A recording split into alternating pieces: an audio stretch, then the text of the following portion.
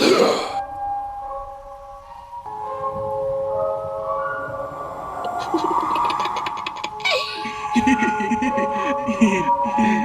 not a summer guy. I'm not a summer guy. I don't like it. It makes me feel, heat and light make me feel stupid.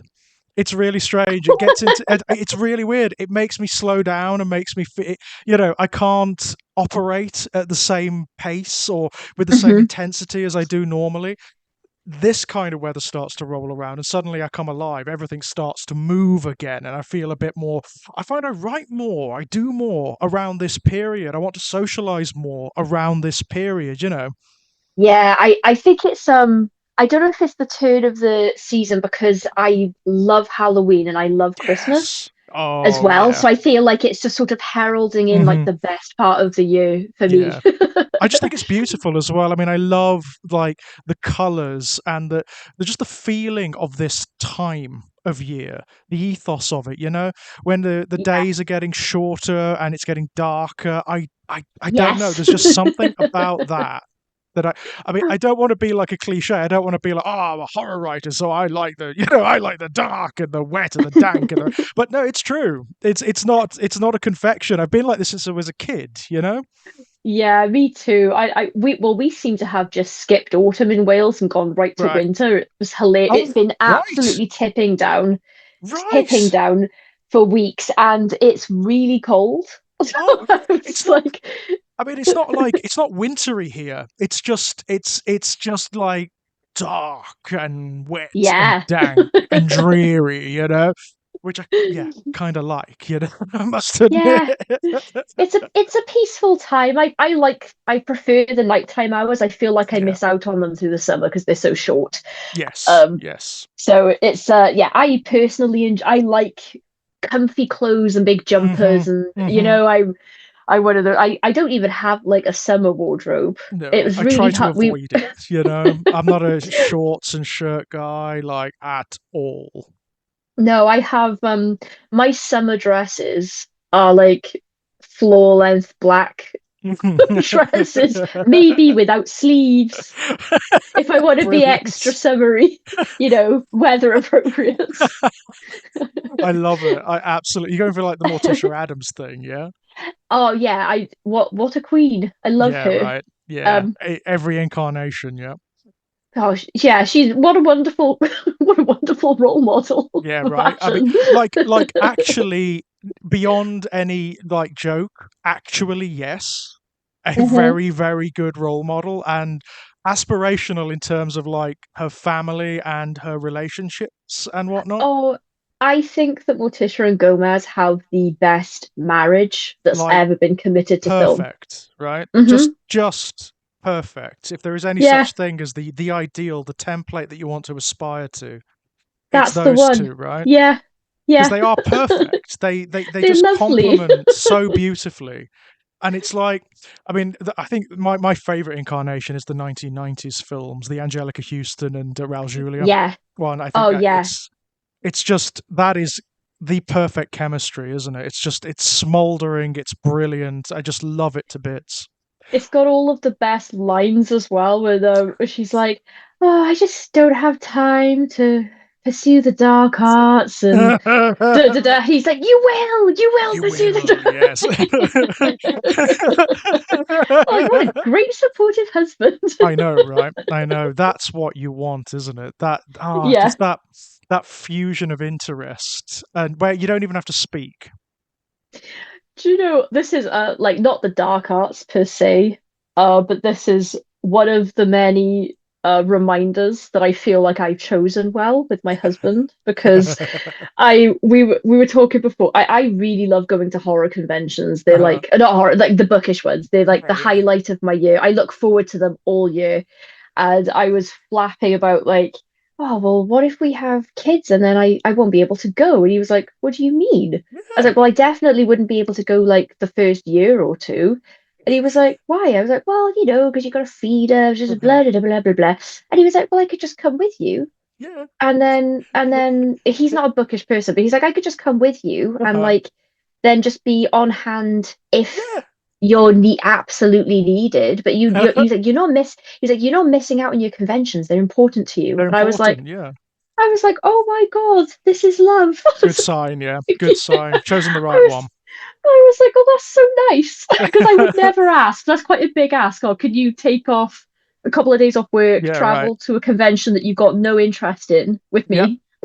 Yeah, that's And then great. just, yeah. He was like, oh, I could just see the sights and go out and about. I Yeah. was like, oh, Yeah. that's No, that really is nice. brilliant. That is brilliant. I mean, I see that a lot at like the geekier conventions that I tend to attend.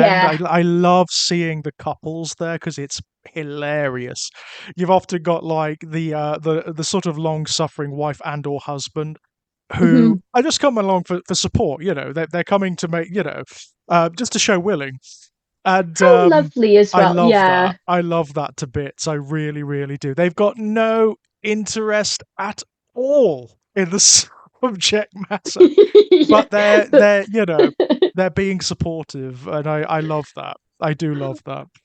I love horror cons for that because there's always a lot of time you do get couples that are both really into it and maybe that's Yeah, what they bonded over.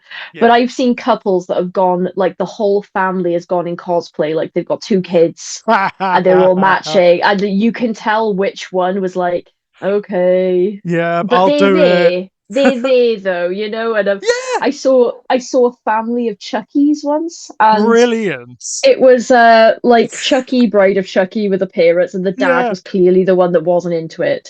And then but the two kids, they were about 3 and 5, and Yeah, they were the cutest Chuckies. yeah, Like and I'll you've bet. never seen cuter kids, and I was like, Awesome. this is so sweet. Like, I'm sure non-horror fans would find that odd, but like, And I'll bet they were having a ball as well. I bet the kids yeah, loved it. they were having the best time because people were like, "Can I have a picture with the Chuckies?" And Yeah. the kids are like, "Yeah," like with their little fake knives, you know, Getting them feeling early, right? famous. Getting them Yeah. early. It's like the Catholic Church or like the cigarette industry, isn't it? Get them early. Get them in The early. yeah, the mum was like, "Oh, they haven't seen the films or anything, but they like we've got dolls in the house and they like the Uh, Chucky dolls, so they just right. think they're Oh dressing up gosh. like Wow. but they think they're famous now because everyone keeps stopping them and asking for pictures." I was like, yeah, they're adorable. That's brilliant. Absolutely Ginger brilliant. wigs and everything. Awesome stuff. Well, I mean, like we did. I mean, like you know what we need? We need a moderator. I was thinking about this when we came on. We need someone to corral us and keep us, For the prod topic. us. Yeah, keep us on. Sometimes I have done that in previous podcasts. I've got a third party in to sort of like stop, get back Yeah, to it. we're Um, talking about Stephen King. stop. I mean, yeah. I mean, the thing is, I think within the space of that subject, there's space enough to ramble. You know. Yeah, it just happens. It's a Well, the big last subject, isn't it? the last time you invited me on, we were supposed to be talking about this topic, Yes, and I don't think we even mentioned it. I think I not until towards the end. No, I don't think we even got there. Quite frankly, it never happened. But Yeah, oh my god, I mean, I was thinking about it. How do you even begin to approach that subject? Because Stephen King is like it's. I've had this conversation with Kit, obviously, because he's a mega fan of Stephen yes. King, and how as someone who as people who were born in like the 70s, 80s, and 90s respectively, how do Hmm. you describe to people what King was during that period? Because it's like trying It's to describe Michael Jackson, isn't it? Or It's yeah, it's like a phenomenon, like yeah, especially in the 80s when yes, a lot of his stuff was being adapted then yeah. and it was like the really popular like I mean, I was saying to Kit like he because like entertainment and information was much more limited back then. Media was just much more limited. You had 4 TV no internet. channels, no Yeah. internet. You had the radio sometimes when it worked, and he was everywhere. Like Yeah. you couldn't turn on the TV. There would be an advert. I mean, he was doing adverts for like Duracell like batteries, I do believe back Yeah. then. Um, he was a phenomenon. He was an absolute phenomenon, especially if you lived in a house where someone was bookish, where someone enjoyed reading. You just couldn't get away, right? Hmm. Yeah, It's it was. that was one of the reasons that I did not realize that everyone in the world didn't read Stephen King Yep. until I was Yeah. like 25, and somehow, and then all of a sudden people were like, oh no, this is quite niche, and I was like, is it hmm hmm Stephen King? But like Stephen King is like the least niche The of the least horror niche. authors, Yeah. He but is. it's still A friend of mine put it really well recently in a conversation. He said, like, in not a very short space of time, he's going to be regarded as Dickens is regarded.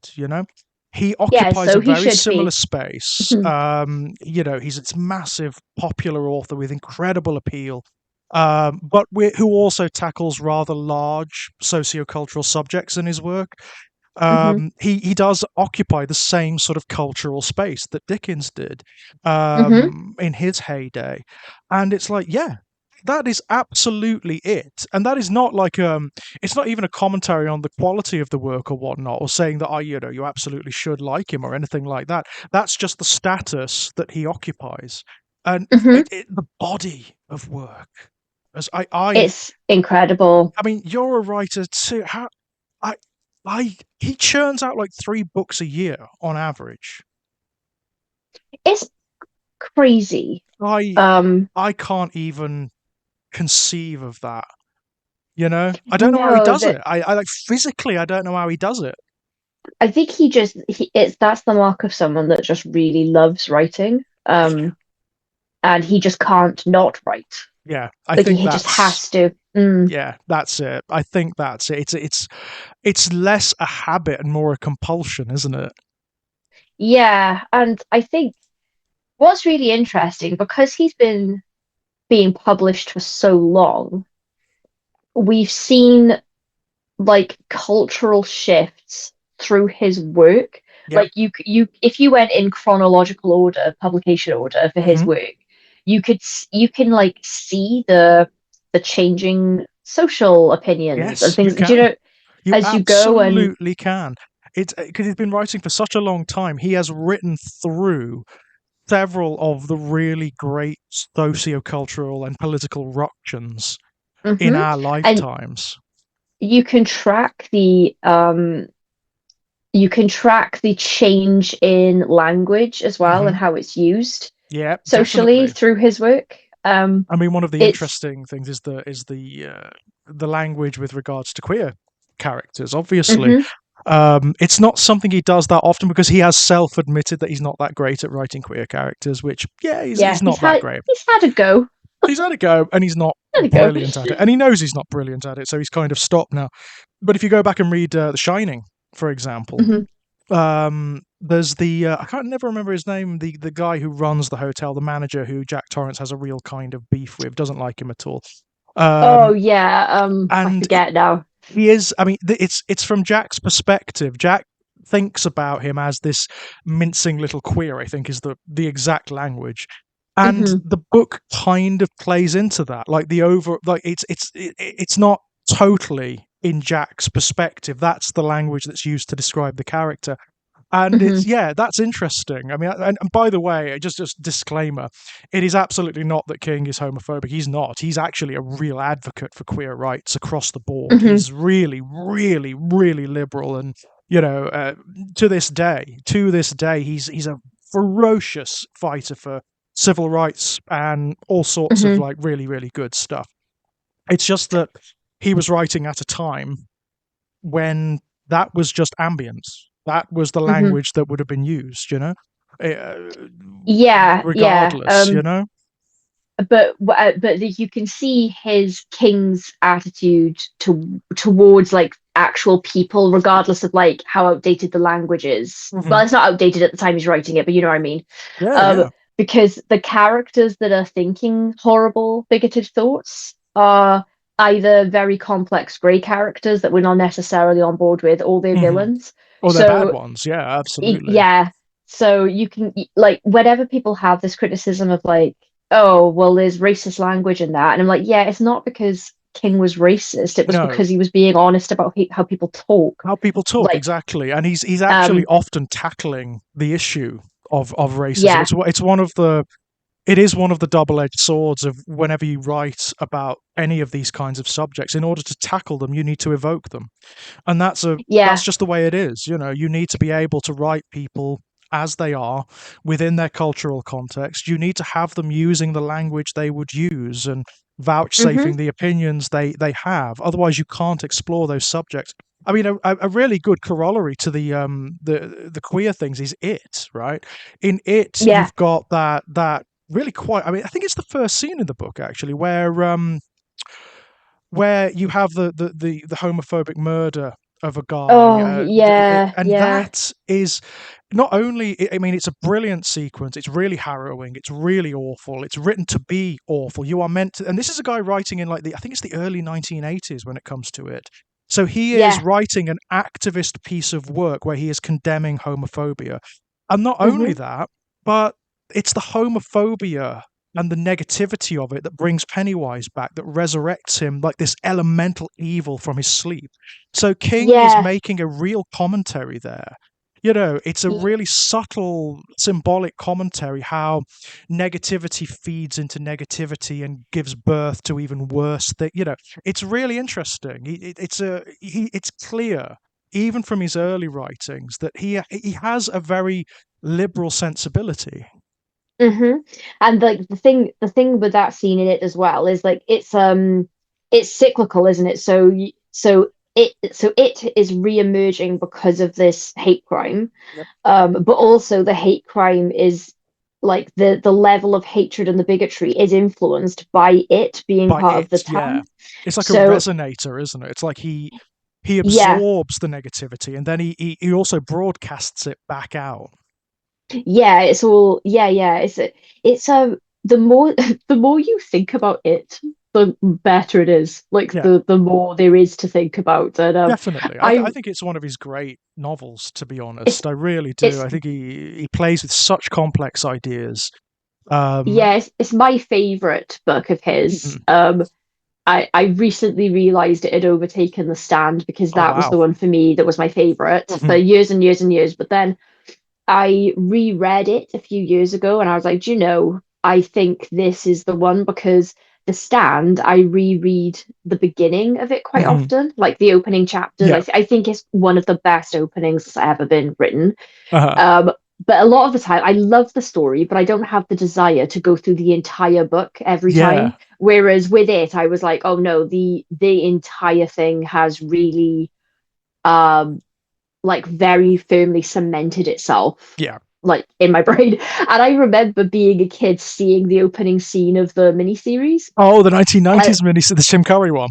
yeah, and my it was on the TV, and then my mum came rushing in when she realized what was on and Ha! turned it off. But what, but what I saw because the mini series, if I'm not mistaken, it's been a while since I watched it, opens Uh-huh. with the little girl with the washing lines. Yes. I think Yes, that's that's right. before the Georgie scene, and Yes, I think you're right because that's the one that's happening in the present, isn't it? That's the one that signifies to Mike that the clown that is is back. back. Yeah. Yeah, and I just remember she sees him through the washing Yeah. lines, and then it flaps in front of him, and then when it flaps away again, his face looks mean, and Yeah. I was like, oh my God, That's a really and well like shot sequence, actually. it's so good. The TV Yeah, miniseries. I mean, I have massive sentiment for it because I remember renting it like when we yeah. were kids from the local video rental store. It doesn't necessarily stand up to an adult viewing. No, I think. You Do you know know. what's weird? Because well, when we originally were talking about doing this podcast, Uh-huh. we were saying, oh, maybe adaptations. Talk about, and what I think is really interesting about the It miniseries and then the recent films Uh-huh. is, I'm very nostalgically attached to the miniseries. Yeah, Um, likewise. but I can admit that part two in particular, I was like, no, I don't oppose a remake of Hmm. this Hmm. because part two was where it really kind of fell to pieces in the miniseries for me. Yeah. And there's stuff in Yeah. there I'm like, oh no, they can do better. But then with the new films, I thought the Hmm. part one was pretty good. Hmm. And then part two, I was like, what happened? Yeah. What have they done? What have Yeah, they yeah. done? Do you I know was what it like, is? Do you know what it is? They'd never expected for there to be a part two. Part one was this huge experiment, and they didn't know it was going to be as successful as it. And it was. I mean, I didn't know until Kit mentioned it to me when we discussed it on What the Hell Is Wrong with Us. The the original, the first It film made bang. It was one of the biggest selling horror yeah, films of all time, yeah, like all time. It was huge. It was a box office juggernaut, and I just don't think they expected it to happen. And suddenly, no, with the sequel, they're kind of like, oh, what do we do? What do we do? Because now you've got. I mean, as much as I love the book, the adult part is the weakest part. The bits with the yeah, kids are just, it's just brilliant. I so mean, good. every element of that is so cool. I love the bits where it actually cuts away from the main story and you get the other victims of Pennywise. You get Hmm. like a little chapter that's about this victim and that victim, and they're all Yeah, really troubled kids. They've all got like hit their prime targets for Pennywise because they've already got problems at home or problems at school or just problems in and of themselves, and you yeah. see what that thing does to scare them and to make them more palatable to it. Yeah, it's horrific. That absolutely horrific. But I I think was with so, yeah. part two, they just I, didn't know what I, they were doing. They didn't know what they were doing. It no, was a and hard ask anyway. It was a hard ask anyway. They were doing the adult yeah, part of the book, which is difficult. It's really, really difficult. But they made some weird decisions as well. They made some very yeah. strange decisions with that adaptation. Like the On weird things earth. they did with Mike. I Oh, I don't get it. I don't. Watching the film and knowing the book, you would think hmm, that the filmmakers hate Mike, like really hate him, because they take yeah. everything away from him. Like I, in the first one, they take away the historical stuff, which is his province in the book. He's the one who tells them all hmm, about this. He's the one who introduces the Losers Club to the history of Derry and all this stuff that yeah, nobody wants to talk about. yeah, and Uh, keeps track of it as he's yeah, growing up as well. Yeah. but they take that away and give I that to Ben. what really annoyed me in the new adaptation, and there are people who are going to roll their eyes at me for this, but I don't care because this is true, right? Hmm. What bothered me about the remake, and I couldn't believe they didn't do in the miniseries at that time in the Hmm. 80s, but they did it in this day and age, Hmm. was reduce the black character to a they just they. Yeah, And yeah. and then it bothered me that his role in part one was they gave him, or it might have been the flashback scene, the kid scenes in part two, I don't remember Hmm. now, but basically they just gave Mike the bolt gun. And I was like, I don't know if I'm being a bit too. Why have they taken all of the personality and the intelligence off the black character and then No, you're handed him a right. gun? You're absolutely And right. It's and then noticeable. It's yeah, and, noticeable. and then they damsel in distress Bev, and it Did pissed me off they because I was like, did? It's like, oh my god, in the book and in the 1990s miniseries, she's the one who wounds it. She's the one who yeah, really she wounds it so badly she sends it to sleep. For X amount of yeah. decades.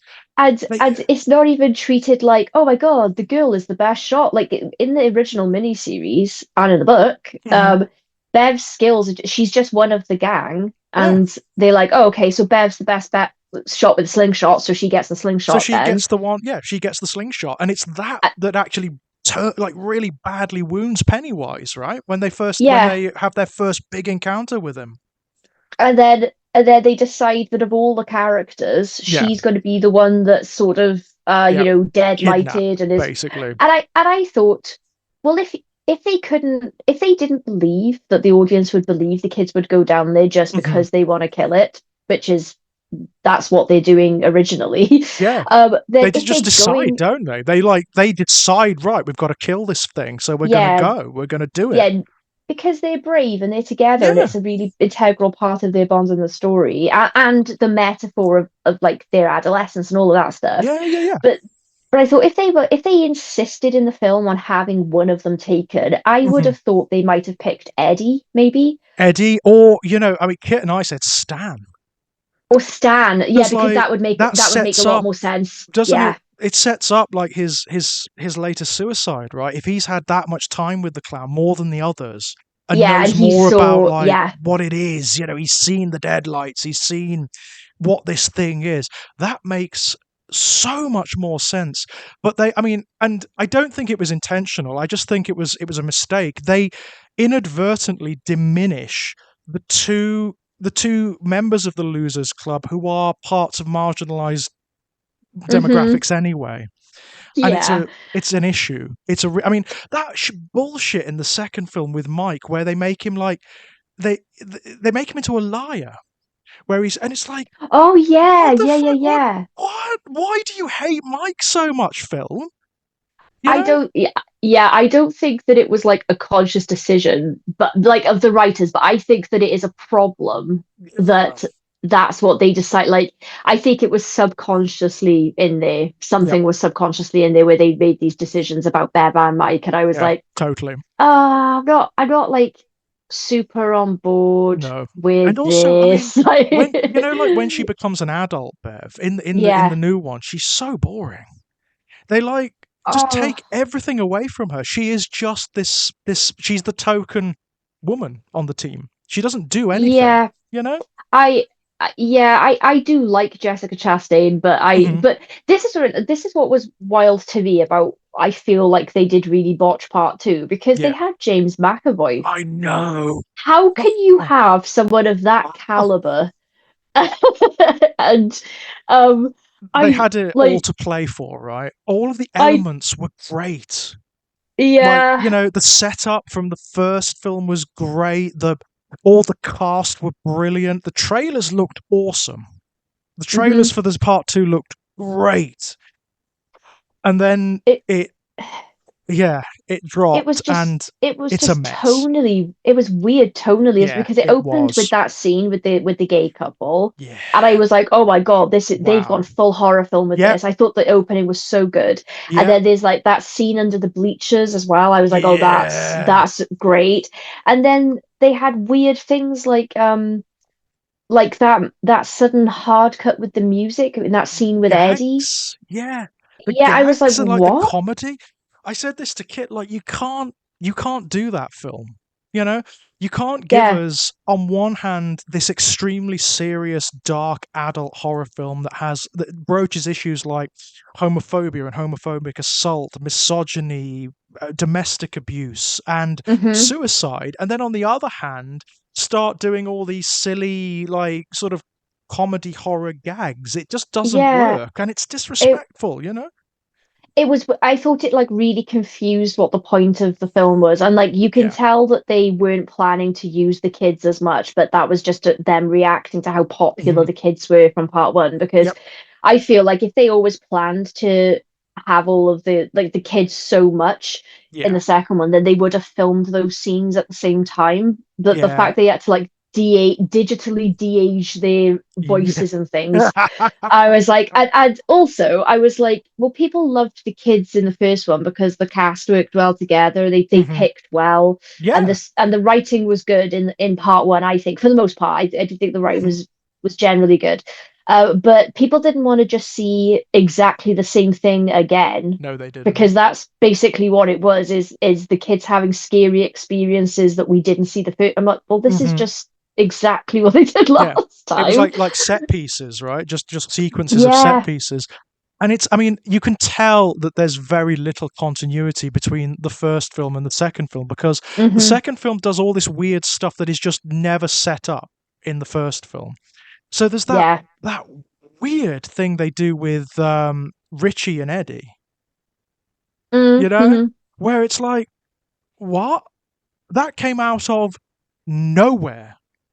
There's no Yeah. It doesn't have any weight to it. It doesn't have any, like, if you're gonna do that, you need to give it some oomph, you need to make it key to their relationship.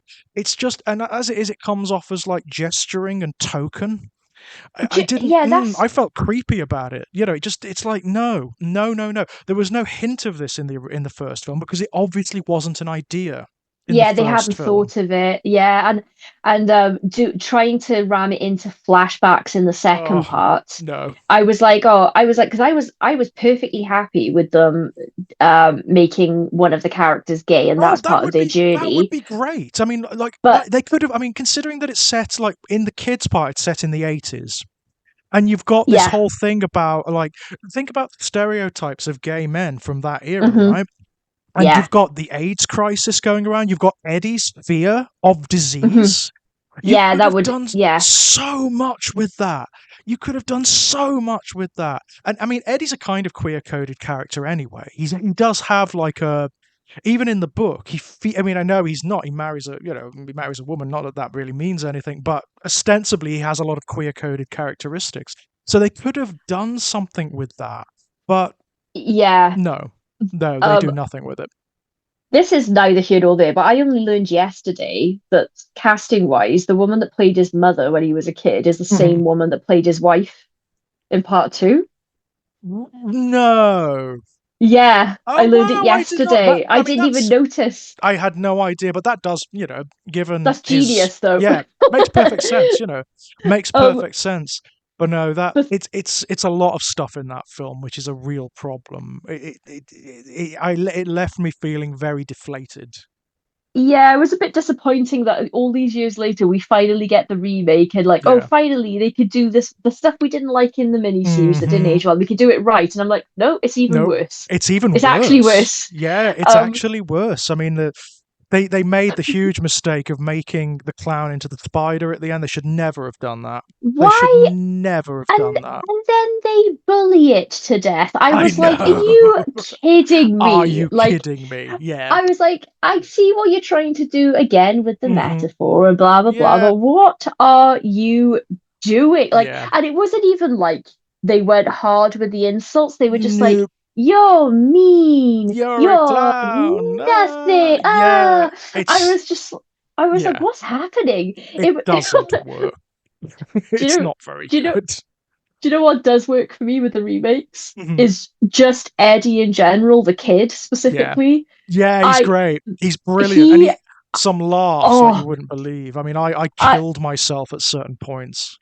he was that actor was absolutely nailed that character. Yep. I think that was the standout performance for the Hmm. remake. Full stop. Like Yeah. adult actors and everything because his sort of like it's sort of like hypochondria and like the Munchausen's thing and everything. Like Yeah, he yeah. like it's the stress in his voice when he's talking about Yeah. germs and like I can't even remember exactly what he said, but I can remember like the scenes like where they're walking into that sewer pipe and he's on about Yeah. dirty water or brown water or whatever.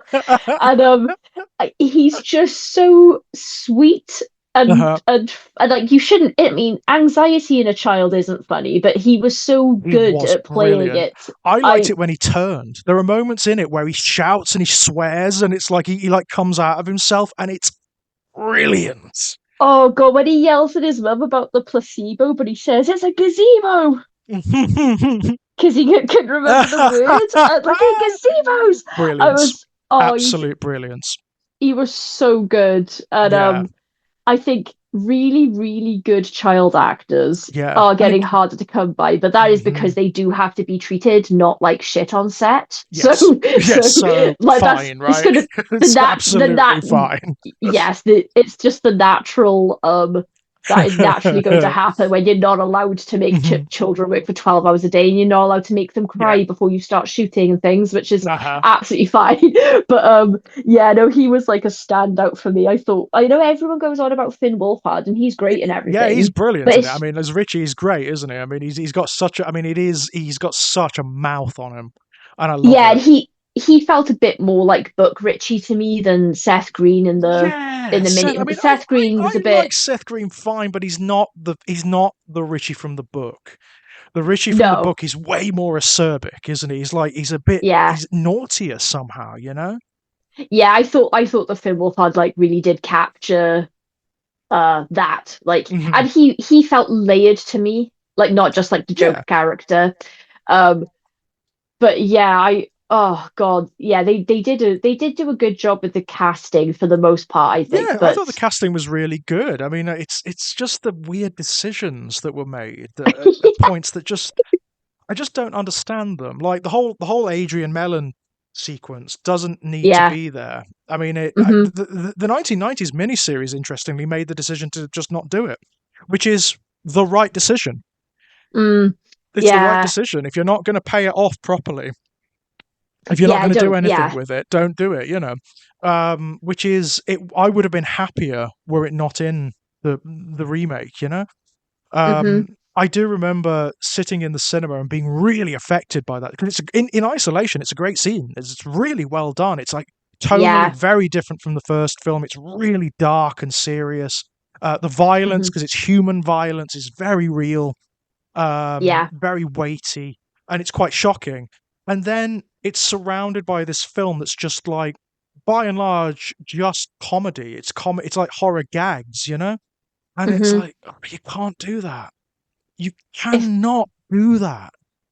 no, it's yeah, no, it's yeah, no, I was because when the second part opened with that, I was like, oh, good. Wait, so Mm, I felt like what they were kind of doing was the first part was still dark, obviously, yeah, but I thought they went a bit lighter because it's the kids, right? it's And the I kids' thought, right, horror, we're right? yeah, so I thought, right, we're moving into the adult part of the story now. So I think, and I was like, I was there for it, but then when it Yeah, went, but then when they started doing whatever they did, I was like, yeah, oh, yeah. like I for do what? remember feeling it, like that tonal whiplash, where I'm like, Yeah, ooh, yeah. and you I don't can't. like it. You know some, but you're not really, articulating it to yourself. It's like, ooh, I don't like I the feeling, the taste of that. It just feels wrong somehow.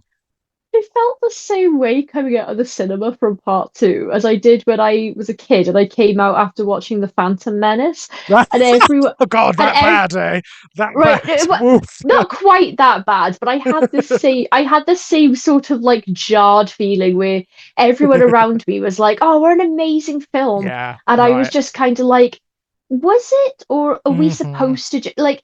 Is this the reaction we're just supposed to have? Because Exactly my right. gut is telling me that that was But shit. yeah, and all of culture is screaming at you that it was brilliant, right? I remember Yeah. like the Phantom Menace thing. So like the Phantom, if you go back now and look at like all of your mainstream film outlets, like the big ones, Total Film, hmm SFX, they all gave the Phantom Menace and the Attack of the Clones and Revenge of the Sith 5 out of 5 stars. It's brilliant. Yeah. And I remember that. I think I was 13 when the Phantom Menace came out, and I was like, that was shit. When you're just starting to Yeah. develop, it's a marker for me of like developing critical faculty, where you start to Yeah. like, when you're moving out of childhood a little bit, where, as a kid, you don't really do this. You don't really like make these critical assessments. I remember hmm coming out of the Phantom Menace and thinking, I didn't like that film. hmm And I didn't really know why, because I was never like a massive Star Wars fan or anything like that. I wasn't that Yeah. invested. I just remember thinking it didn't work for me. There were things in it that made me like, I didn't have the language or really the understanding to sort of articulate why there was something wrong mm, with the Phantom Menace for me until years later. But I think yeah, that basically it's that it's either boring or hmm, spectacle and there's no substance to it. there's nothing It else, right? yeah, Nothing else. they're either scenes where and they did I know they say family films, right? But a family film only works if the kids can understand everything that's happening. Yep, And then, you have stuff that maybe goes over the kids' heads, but they understand it in a different way or yep, whatever. It's either scenes of people walking around talking politics, uh huh, or it's a 20-minute pod race yeah. and Which, a 30-minute why? lightsaber fight. And I'm like, no, don't get me wrong. I got no qualms with a Hmm. good lightsaber fight. I love to Yeah, see it. But then when there's nothing in between and that's all you can remember of the story, yeah, I'm like, yeah. you know, And I then you get like the next film, which makes the Phantom Menace almost completely redundant. There is what nothing yeah. essential in Phantom Menace. You could literally start watching Attack of the Clones, and you'll get all of the story through like inference and through conversations that are had. It Hmm, just hmm. demonstrates how utterly empty that film is, that there is almost nothing in it that's I essential to the appreciate ongoing plot, you know? I appreciate when somebody goes into a film with a vision, and even if it doesn't work, you can Yeah. very clearly see how much passion was in it. Hmm. But there's that, and then there's, oh, this film has this budget, and that's what everyone's saying Hmm. first. And if anyone's ever like, oh, this new film, it's got a 300 million budget, I'm like, I'm not gonna like it because the Yeah, fact you're yelling about how much money was spent on it first kind of before what says you're telling me what it's everything, right? about, yeah, I just think that's Yeah, cash grab. Like, yeah, and I do realize that people work really hard on this stuff. I'm not saying that absolutely. everyone I mean, involved is like every soulless, but film, even the worst yeah, films that come out are a minor miracle because, like, to get them made and to get them out there is just it's such yeah, an uphill struggle. But, you know, and not only that, I mean, like, you know, this is George Lucas, it's Lucasfilms. They've got the money, they've got access to the talent to make these films spectacular, yeah, and they should be. For the money that's spent on them, they should be spectacular in every aspect. The acting, the writing, the direction, the effects should be awesome. And they're not. They're just it's not. yeah. There is this I'm weird less thing that's forgiving. happened, like since the prequels came out, this weird thing that happened in like the mid 2000s, you know, when people sort of stepped out blinking into the light. It's like from, you know, emerging from a bender, and you're like, what happened there? What were we thinking? Why did we give these films 5 stars? They're terrible. It's They're so fun. objectively terrible. The scripts are asinine for these films. They are. They're asinine. Like, Attack Yeah. of the Clones is just dull. Hmm. It's just Yeah, it boring. is. It's just. I don't re All anyone remembers about that one is the sand conversation. The forced romance Which of became a meme, obviously. yeah, that's all anyone yeah, Padme's face, like the we're not doing that right, Yeah. that meme, and then just his comments about sand, and all I can remember plot wise from Attack of the Clones is that he's being very insistent about their relationship and she keeps Mm, saying no, and yeah. then suddenly she's in love with him and there's no chemistry, No. and And it's there's no weird. It's it weird, it is, you know, yes, it is weird. Yes, it is weird. And I given just what we thought, know from Attack of the Clone from the previous film. yeah, It's I weird. just, do you know whose heart I think is always in the right place? This I've circled back to Stephen King in a Yes. natural segue. I've surprised myself. I think that someone who doesn't get the budget but does understand Stephen King is Mick Garris. Mm. Um, because he did the original The Stand miniseries. Oh yeah. I God. think he's done other Stephen King stuff, and it's the stuff that like people don't tend to like very much because Uh-huh. it's corny and the effects aren't very good or Uh-huh.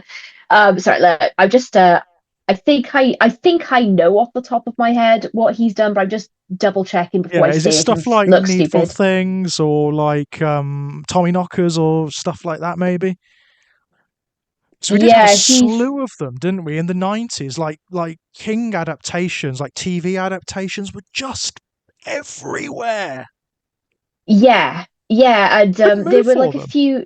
there were a few directors that have nailed Stephen King stuff, I think. Mhm. But I think that Mick Garris was one of like the OG directors back in the day that like Right. really got like the point of King's stories and what King would want, I Yeah. think, on the screen, but then like just didn't get the budget for them. He did Yes. so yeah, the Stand miniseries, which I still Mhm. think is good. I liked He that did one. I mean, that, you know, I mean, the only thing yeah, I don't like in that is again, it's a budget thing. Is the end.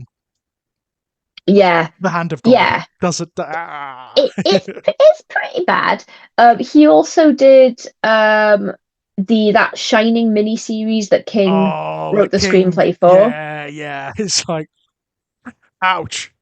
Yeah, he did Sleepwalkers. That was the cat people one. Sleepwalkers. That's the one. That's infamous because there is a scene in Sleepwalkers. It's a scene where there are like that somebody has been killed or something, and there's a mortician, there's a police person, and Mhm. you've got on screen all in one area Oh, all the Clive, directors. Clive Barker, Stephen King. I think Cronenberg is in it. John Landis is there, all in one scene. Yeah, It's like, yeah. whoa, what It's weird. the? And the thing about Sleepwalkers that I really liked, this is where I'm like, Mick Garris understands Stephen King's characters, so like uh, they might not give him enough money to be able to pull off a lot of the stuff he's trying to do, uh, but I feel like I just feel like he's a King fan and uh, he was like trying to translate the point of the stories to the screen as best he could. And there's the sheriff character in Sleepwalkers, and he's got that cat, Clovis. uh, Remember, he's always like, Clovis, get the bad guy, Clovis. And I just thought, yeah, no, that feels like a Stephen King character. it does, it Where, does. whereas in a lot of Stephen King adaptations, where the directors maybe read the book because they were like, oh, do you want to do the Stephen King project? And they're like, okay, yeah, I'll read the book. I feel like you can tell when someone is a Stephen King fan and they're like, I Yeah, want to make this film. And then when when other they people, when they yeah, understand, right? When there's an essence, isn't there? There's a real essence to yeah, what King is trying to do. Who's the guy? Oh, I can never remember his name. A really big director who directed The Mist and The Shawshank Redemption. Frank Darabont. Darabont.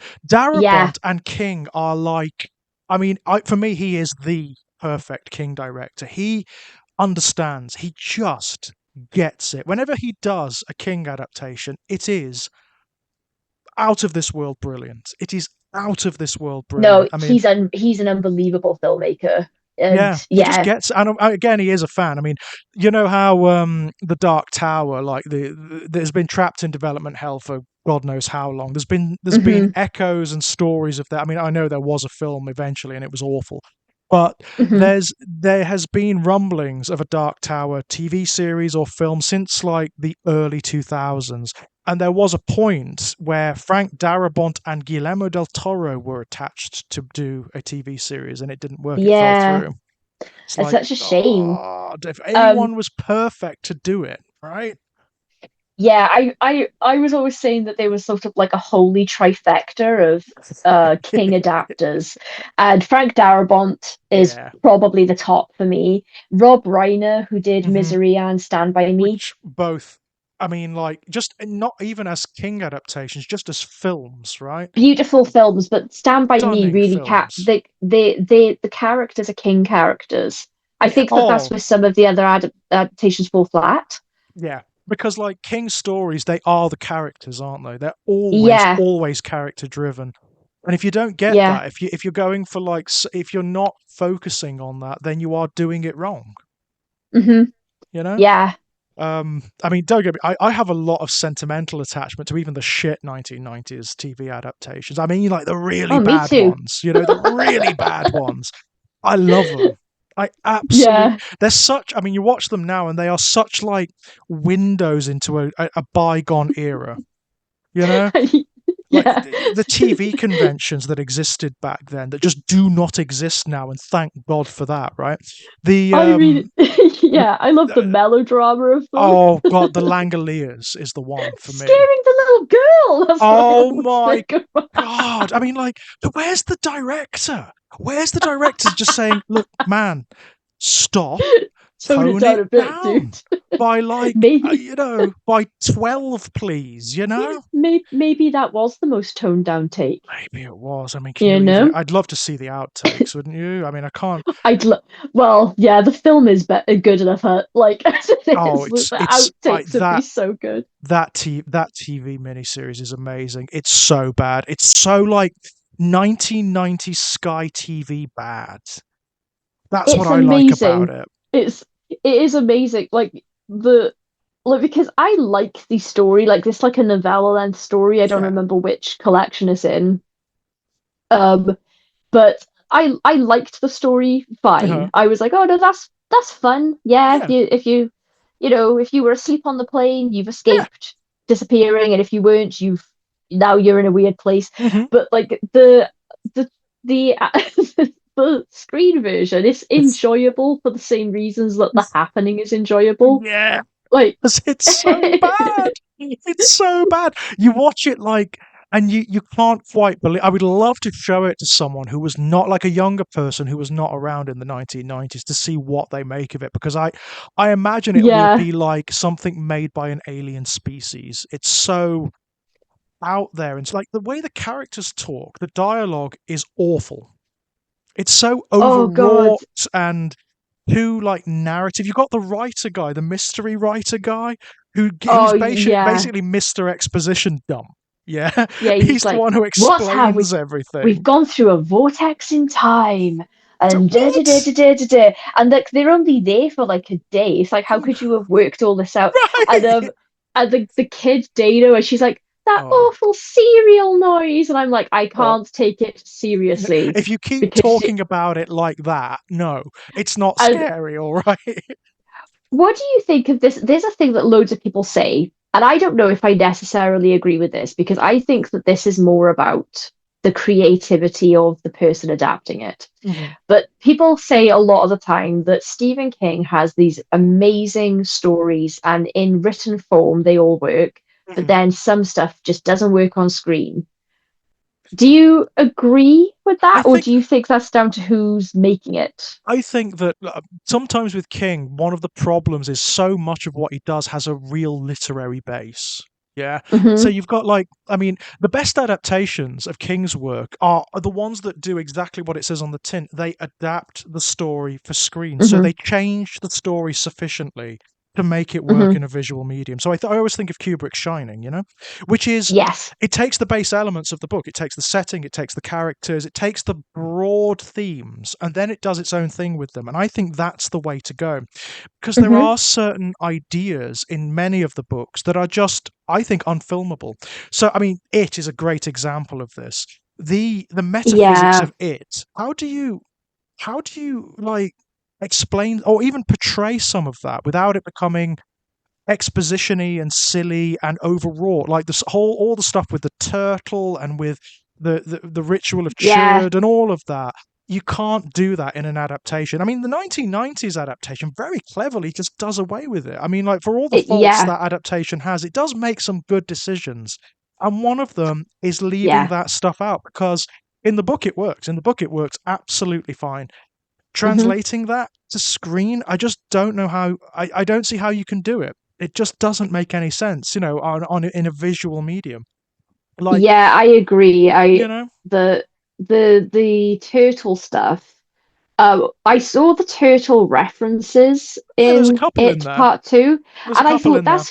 I thought that's fine if you're just going for Easter eggs for the book fans, just as like a Absolutely fine. turtle painting, whatever. I was surprised that they put the ritual of Chud in there Yeah, because and I was like, I so wish they didn't. mm, I so wish yeah, they didn't because it went horribly wrong. I mean, it just it makes no sense. It does this. I mean, it actually conjures a trope which is often associated with Stephen King, and a lot of his earlier stories do have this in it, which is the notion of the sort of magic ethnic person, who sort of has like yeah.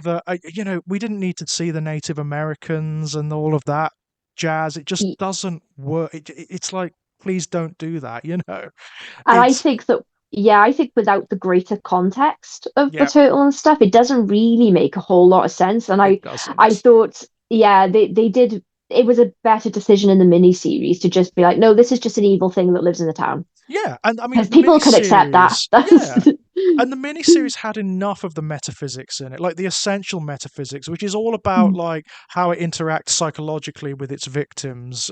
Hmm. The whole thing of like, if you believe it, then it has to abide by the rules of what you believe. It's an abstract Hmm. entity. I liked that. I thought that was really well drawn in the 1990s series, but it's muddled in the remake. It's really muddled. I don't really It's. know like what they're going for.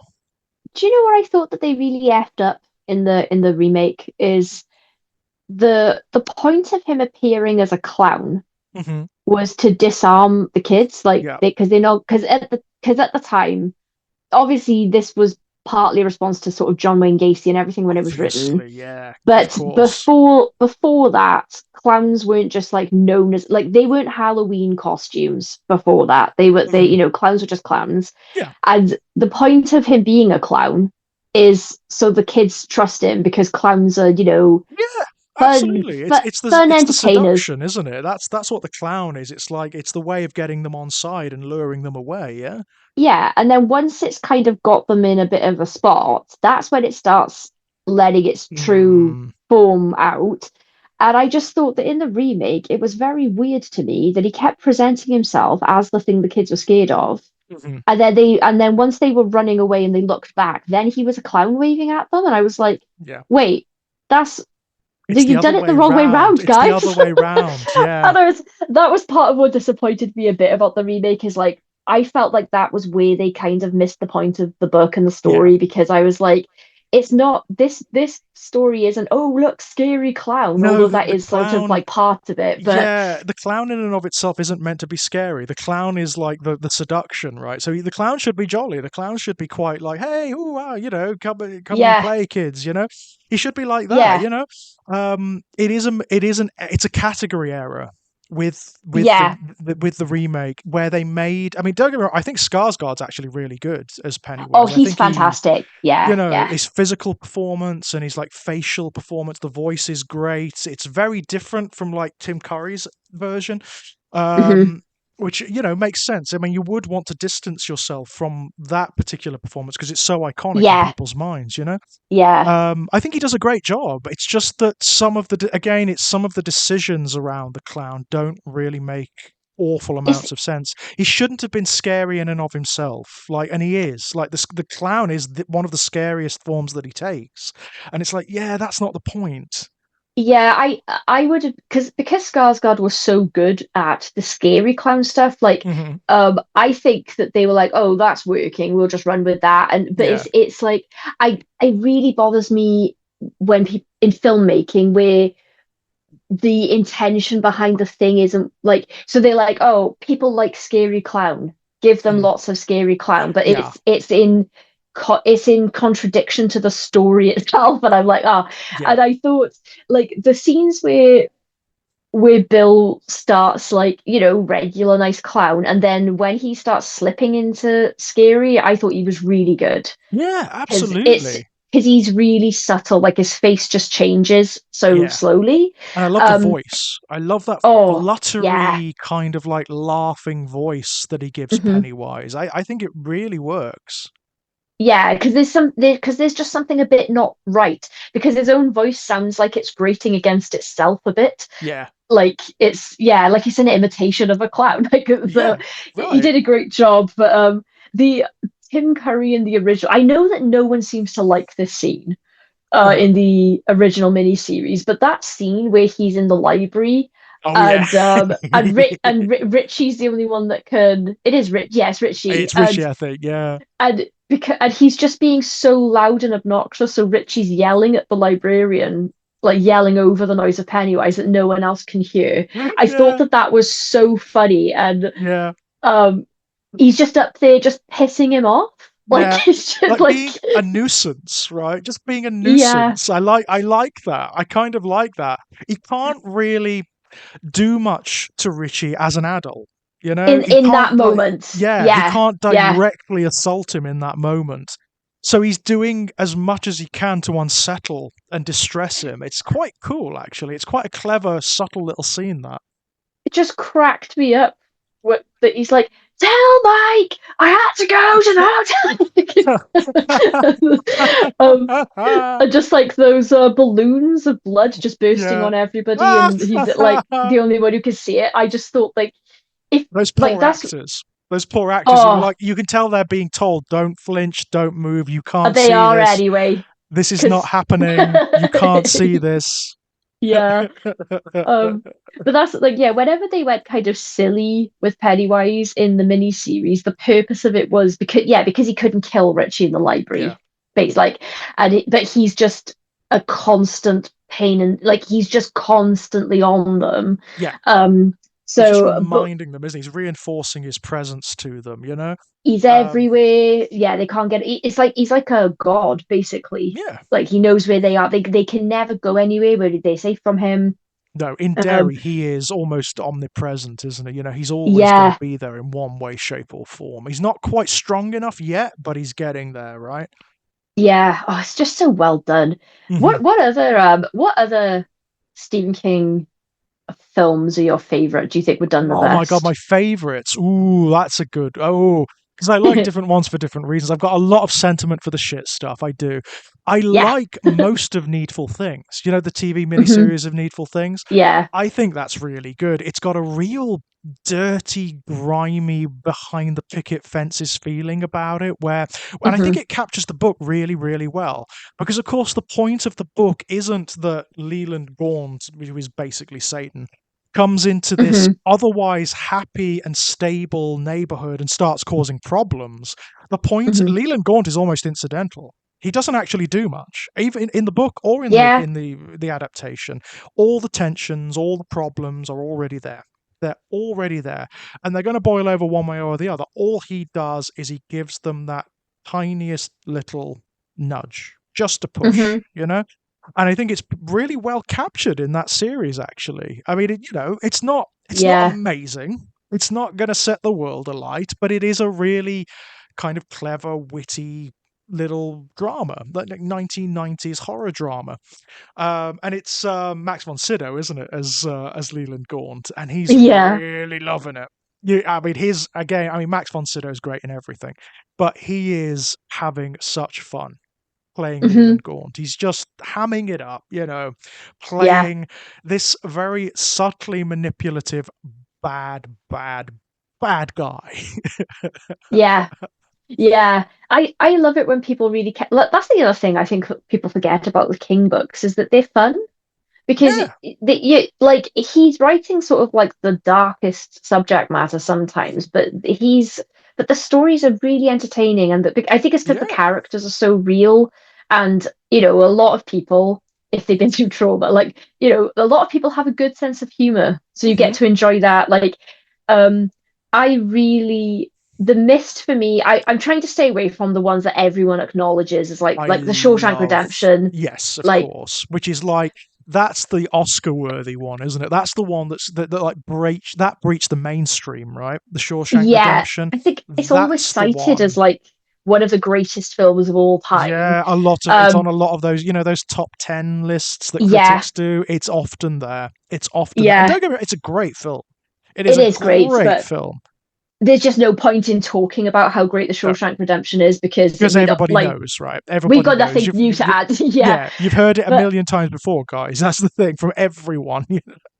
I really think that The Mist is one of Frank the Darabont's The adaptations. Mist. Oh, it's so good, and it Ooh. really captures King, the book, the point of the story, Yeah, the monsters, everything. I I just loved it. thought I loved, and of it's course, I had a so good. big. I mean, I have a big sentimental attachment to that story because that was the very first Stephen King story I ever read when I was a kid. Was it? Oh, what a Yeah, great one to start on. right. That was the one I read first, and yeah, and it was also my introduction to Lovecraftian fiction. I didn't even know what Hmm. Lovecraftian fiction was, but I didn't know who Hmm. Lovecraft was. I didn't know what the tropes were or anything back then because I was only a kid.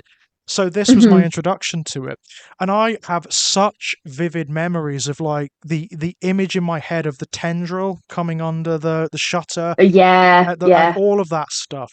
And so to see it realized like so closely to how I imagined it in that film yeah. was like, oh It's wow, it's so faithful to the story, but also did make some necessary changes yep, just for smoothness, and also definitely, added things. That is for me the reason that The Mist is so good for me as an adaptation is because it took all of the great stuff from the King story and it uh-huh. elevated it, and that's never done. You Yeah, never see anybody improving on, yeah, and you're right. I'm not necessarily talking about the ending because I know that that's what everybody talks That's about. what everybody, because it's what everybody remembers. Everybody's traumatized by that bloody ending. But there's like this stuff. It felt I've described this before as the film version of The Mist to me is like the Richard Bachman version Yeah, because it's the it's nastier version, right?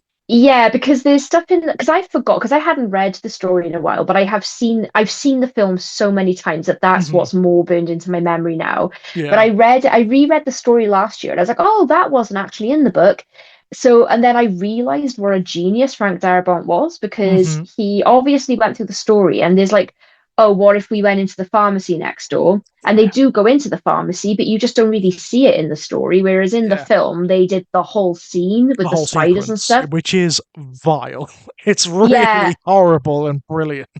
And also like in the book when stuff breaks in through the windows in Yeah, the supermarket and they're worried, oh, that's bloody hell, that's going to set somebody on fire if we're not careful. But yeah, then you right. actually see it in the film, whereas like it was. So I was like, Frank Darabont took this stuff and went, oh, what if we actually Ramped it run up with a that a bit. little bit Yeah, more? let's And ramp it up a little bit. Yeah. I was like, how delightful though, for because he Hmm. completely kept the integrity of the story Yeah, completely, but just made some yeah. improvements It's a for pitiless film, isn't it? It's a oh, pitiless film. it's so good. And I just love, I saw a critique of that before that said something like the dialogue was hokey. And I was like, are you insane? The dialogue's bad. Are you mad? I was like, Yeah, the dialogue is one of my favorite things about yeah. that story I and the film to me. I think, I have no issues with the dialogue in the film or the story whatsoever. I don't. I think it's pretty accurate. It seems to. There's not much in the way of exposition. In fact, it doesn't explain anything. No, it's just the turn of phrase and the way it's like Yeah, people are talking like they actually talk, yeah. and you can tell that some people are from different part. Like I don't know why I love Will Sadler so much, but I just always have. I must have seen something when I was a kid and just decided I loved him then, because Mhm. I always loved him. But it's the way that he talks that always gets me, and is like because Yeah, he and his performance as well. I think that he's underrated in that film because I have never seen somebody so convincingly do fear. yeah. Right. Because I think it's kind of hard for people to act, because if you've never been in a situation where a mist has rolled in and there are monsters in it, You're right. like when people are acting fear, most of the time they haven't got any lived experience of what they're doing. Yeah, So it it's can hard. often, yeah, and it can often slip into like pantomime of fear rather than Yeah. like the reality of fear. Whereas his scenes where after the tentacle thing, because he's not really taking it seriously and like he doesn't believe there's Yeah, anything in the mist at yeah, all. And then it's like something in his brain broke. And then every yes, scene he's in after yes. that, he looks like he's 1 second away from just completely losing Com- his shit Complete all the time. breakdown. Yeah, but he's Yeah, denying, isn't he? Like all the way through, he's yeah, sort of in this denial mode, and it complexifies the character a little bit.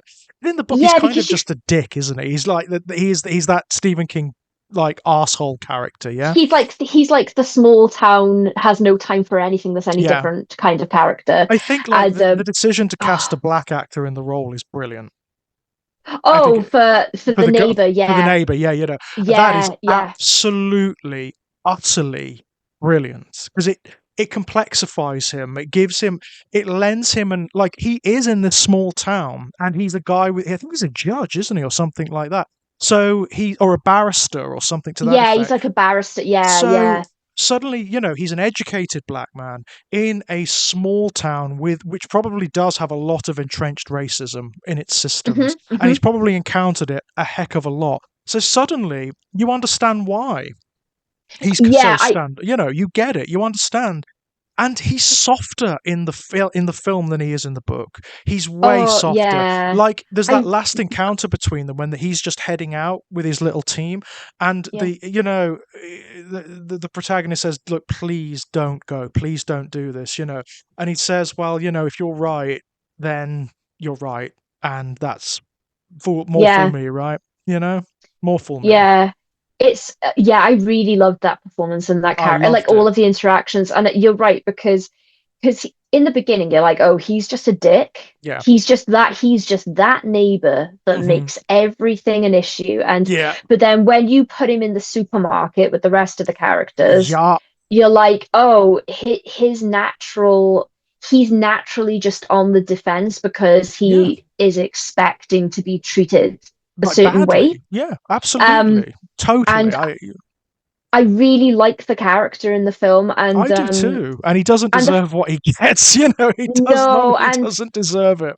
he doesn't. And the fact that he's like, look, I don't really think there's anything out there. I think you're playing a trick on me, blah blah blah Hmm. blah blah. But then he'll like oblige him with like, okay, fine, I'll tie a rope Yeah, around me then if it's gonna make you yeah. feel better. Like, and oh my God, that film is just like, what disappoints me about that is that that's one of the greatest examples of artistic integrity from a director as well. Hmm. And Hmm. all people talk about is, oh, well, the effects aren't very good. And I'm like, I yeah, like them actually. I I think the effects are fine. I think the creatures look great. I mean, that worried me when I first realized they were actually going to like portray that they were going to be physically portraying the creatures. They were going to be in it. I think they're great. I yeah, think the because how do you designs are do it? Because they're otherworldly. wonderful. Yeah, I think the designs are wonderful. And some of the CGI hasn't held up very well, but the yeah. reason that they didn't have more money is because the studio said to Frank Darabont, "Your ending is too dark. Hmm. If you change it to a happy ending, we will give you this much more money." And And he he said said, no. no. He Wow. said, no, this is my artistic vision. This is naturally where the story has to go. This is Yep. what's going to be truthful to the characters. I'm not changing it. And they said, fine, you get fuck all budget then. Right. And Okay. so when people are like, oh, well, they could have done better CGI, I'm like, Frank Darabont could have had better CGI, Yep. sure, at the expense of the Of the story. story of the film, right? So fine. So nothing but respect. And also, he wanted it in black and white, and they wouldn't allow it. Yeah, but there is a black and white version, isn't it? That's Have you seen? really good. It's Yeah, really I good. was gonna say, I always recommend that if people haven't seen it, and like you can just get it on DVD, the black and white Yep. version, as Darabont originally intended, and it does change the feel of the film because It he wanted it like it lends monster B something. movie. Yeah, it lends Yeah, it something like an extra tinge of atmosphere. and Um, some of the CGI, it doesn't look as unnatural in the black and white it version. softens it, doesn't it? It It, gives it you, does, yeah, yeah. it does look better. I mean, for my part, I don't mind the CG at all. I think it Oh does no, its I'm job I'm fine with absolutely it. fine. And I think the design of the creatures is so good. I The love that you never see what the tentacles are attached to. Right, because someone Oh, does mention that, doesn't it? I don't know whether it's Toby yeah. Jones's character says. So, what are they? What are these tentacles attached to? Mhm.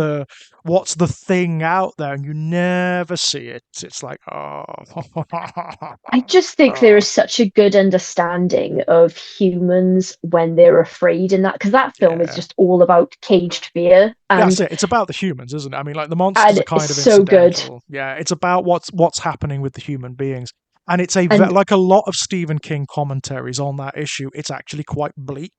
It's a bit yeah, misanthropic. It's like, well, it's the whole Joker thing of like, well, given enough tension, these civilized people will eat each other, and it's like, yeah, they there's kind of there's do.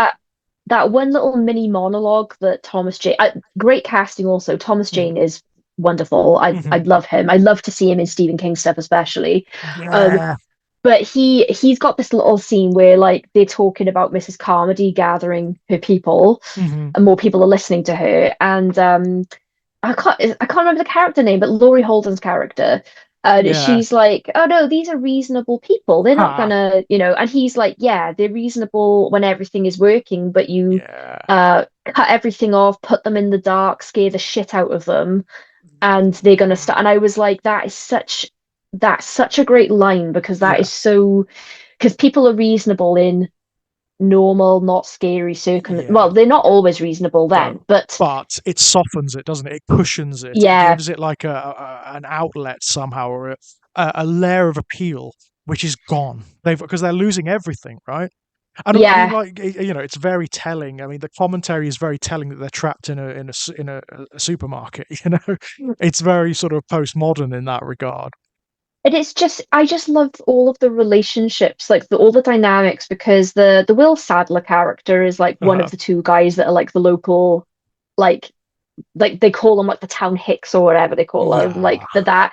And he's just sort of like reluctant to listen to anything that the main yeah, character says because the main character is like a big time artist that's that right. Yeah. sells stuff So in New York. And Yeah. Yeah, so he It's just so, I mean, again, that's assumes. classic, isn't it? It's classic King stuff. Those are classic King tensions, right?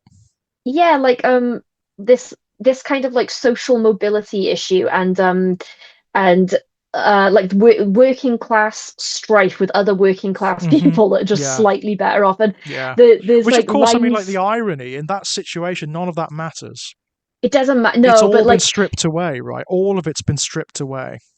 but like it's the lack of trust and willingness to trust each other just based on these things that they don't matter at all. Yeah. So like yeah, Will Sadler has like these little lines like oh, I know you're some big shot artist in the city, but that doesn't make you better than me, not in my Yeah. book. And they, like, and I was like, oh no, like it's subtle, but it's like that's why that character won't listen to anything Yeah.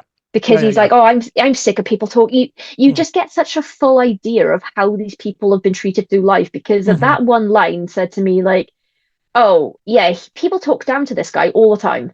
Hmm. Hmm. He's had enough of it. Or at least in his He's, mind they do. You know, oh, that's the other thing. oh You never yeah, know whether it's true or not. It's just like, it's so interesting. There's almost like a narcissism inherent there, you know?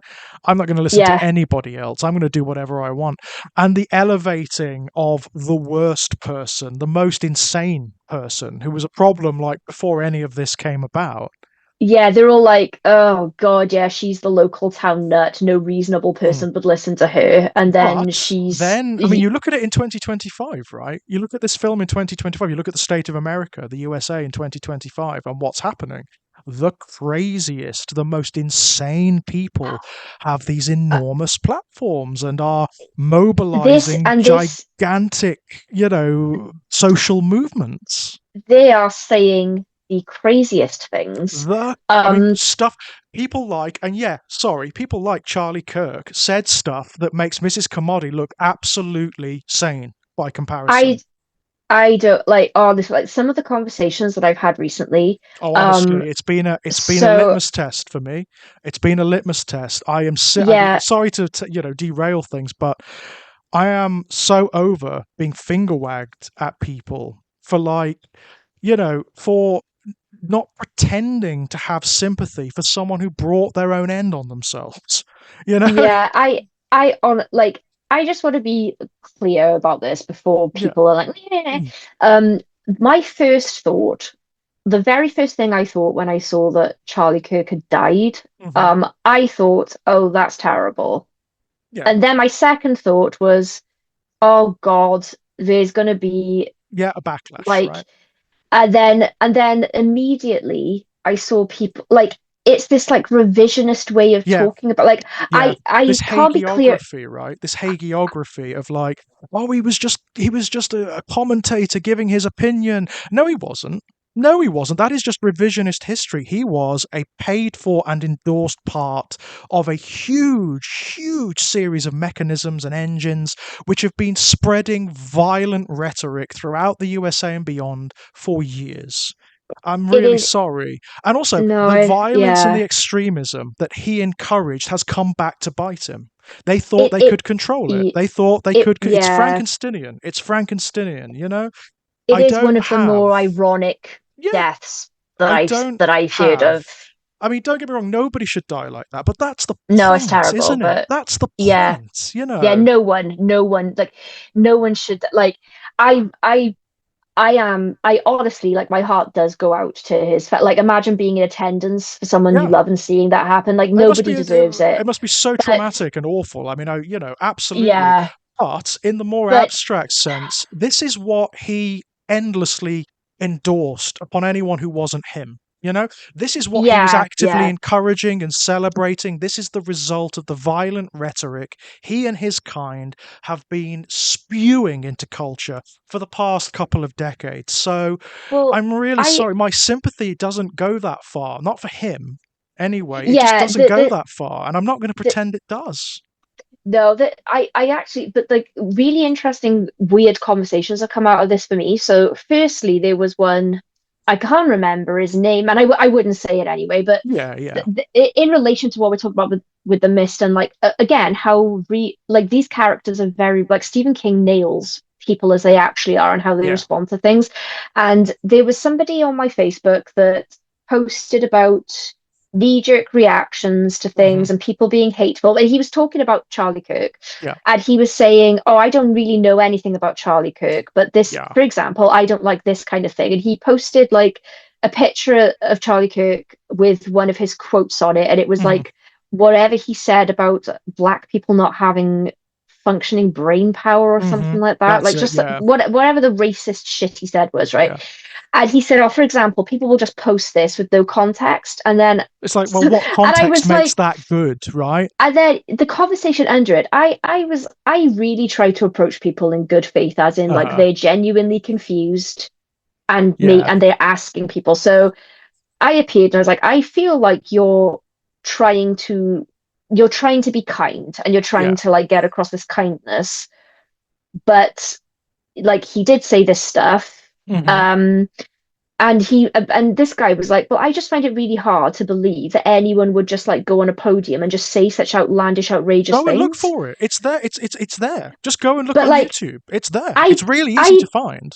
I believe him though. I feel like I believe that this guy is naive, right? Mm, And that he actually finds this hard to because he's not in the US, right? And maybe right. he doesn't follow it that closely. Um, but I was like, yeah, in an ideal world, of Mm, course, you could look at a quote like that and be like, there's no way someone just said that publicly. yeah. But we're talking about a nation that elected a guy that had already been found guilty of Hmm. assault, sexual assault. Yeah. So I was like, why would these people not feel comfortable Absolutely. spouting this shit then? They Because have been endorsed, and they have been there. There hasn't been any mechanism to rein them in for the last decade or so, and now they feel invincible. That's part of what the reaction to Charlie Kirk's murder is about. It's not. I mean, like, mm, those who are pretending they care on the right don't care. They care about like what he represents. They are so used to being the wielders of violence, to being the ones that actually inflict violence. As we see, if you go and look at the statistics, go and look at any of the mass mhm, shootings of the last decade. Look how many of them are right wing, conservative mm, supremacists. It's like 80% or so. It's ridiculous. They're used to being the wielders of violence. The fact that it's happened to one that they considered of their own has actually really scared them. That's why they're reacting in the way they are. And also, there's a real cynicism to it as well. A lot of them are mobilizing and seeing opportunity in it. The minute it happened, mm, you had the yeah, Trump administration and other right wing sources proclaiming jihads against trans people, against like democratic politicians and gays and whatnot. It's like nobody knew who the shooter was back then. It's turned out that the yeah. reason Charlie Kirk was killed is as a direct result of the extremist rhetoric he pumps into culture. The kid was so far right that Charlie Kirk was too Was liberal it? for him. That's crazy. Like, well, I actually blocked. So I didn't think I was going to talk about this, but while we're Yeah. on this Yeah, subject, go for it. so Go for it. You're more than welcome on this podcast, Kayleigh. Say whatever you like. I I generally normally just talk about stories and I don't air my Hmm. opinions very much, but I do feel like more important now more than it ever has been Hmm. to be truthful to your morals and stick up for what you think is right. And I recently blocked someone that I have been like literally 2 days ago that I've been friends Hmm. with for like 15 years. Wow. And I always read, I'm not gonna obviously not gonna say his name and No, of stuff, but course, of like course. Yeah. this is a friend that I never had a bad word to say about, and as far as Hmm. I knew, no one did. And Yeah. he was always really nice. And he posted he posted about Charlie Kirk Hmm. dying for just talking the truth. And that's where I like Yeah. people saying he Right. shouldn't have been killed for his opinions. I do not think that someone should be shot dead because of No. their opinions, no And matter he how vile the wasn't. I opinions. mean, that's the irony, But right? He wasn't. this idea that he was killed for telling the truth really pissed Yeah. me off because he's not telling the truth. No, Like he's not. that's different. And this was the final straw. I didn't even bother engaging with that. That was like the No. final straw because the conversation that I had with this person just a week ago, he Yeah. posted, and what I find more shocking about this is that this person is gay, by the way. So I know that Oh, they have had how? experience. I know that they have had experience being discriminated against. Yeah. And the post that I ended up having a more in-depth conversation with him about was he went on Facebook and he went, well, this might upset some people, but I'm just going to go ahead and say Here we I go. support J.K. Rowling. She's never said anything transphobic. She's just sticking up for the rights of women. Da, da, da, da, da. And I Wow. don't. And he said something like, "I don't understand why everyone's calling her transphobic." So I thought, I'm not going to come at him for that. I'm going to take that on the face value of he doesn't understand why people are doing it because that's what he said. So I messaged him because he turned the comments off. And what a surprise, right? I said, I've always considered you a friend and a nice person. So I'm taking this on that you genuinely don't know some of what I'm going to tell you. And it's up to you. But I really hope that this is a conversation you actually want to have. Yeah. And I said, so here are the three things, the main things, right? A, she keeps going on about biological women and her science isn't even right. No, She it's doesn't understand. high school. It's infantile. She doesn't understand the science and she's peddling this out and everyone's agreeing with her because her level of understanding is the same as most people's is, where you're just educated to GCSE level, and you're told there are but if you go any further in education in science and medicine about gender and sex and biology, you find out immediately that is not like. So I said, so fine. So like I was like, on a basic sense, genitals are generally a good indicator, but they're not the only indicator, and they're not reliable. Nope. They're not reliable. So like I was like, there's brain chemistry, there's hormonal makeup, right? I said, B, she donates money all the time to anti-trans organizations. She's personally responsible for funding this fucking bathroom thing getting pushed through. C, she isn't even protecting cis women and girls. Nope. Because one has nothing to do with the other, for a start. There's no.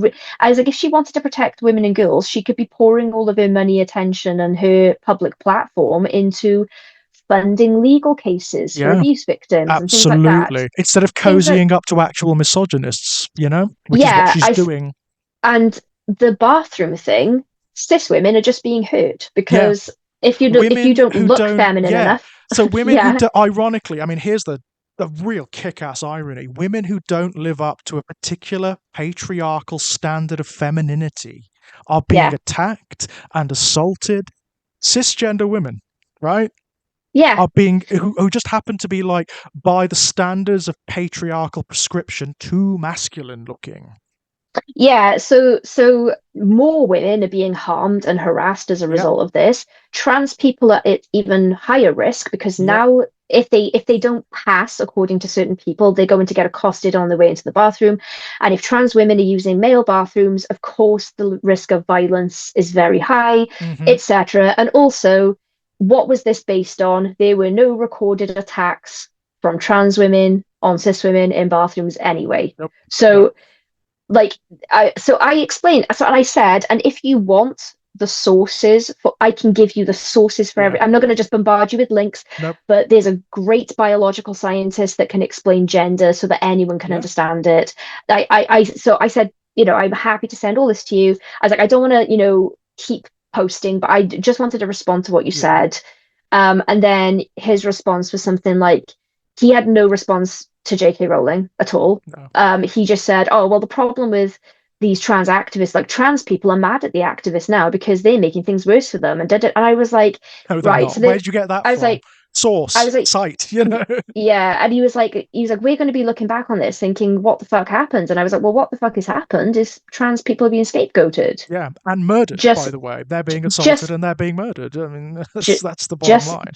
Just like asylum seekers and immigrants. So I was just like gay people a few decades ago, mister. And that's where I couldn't get, and I was like, this isn't the reason that he supports J.K. Rowling is nothing to do with the misunderstanding. It's because he agrees with what she's saying. Yes. So, and I was like, just the other thing, right? Be honest and just say then. They're insincere, right? And this is what you get all the time when you engage these people. Not only are they pig ignorant, but they're insincere.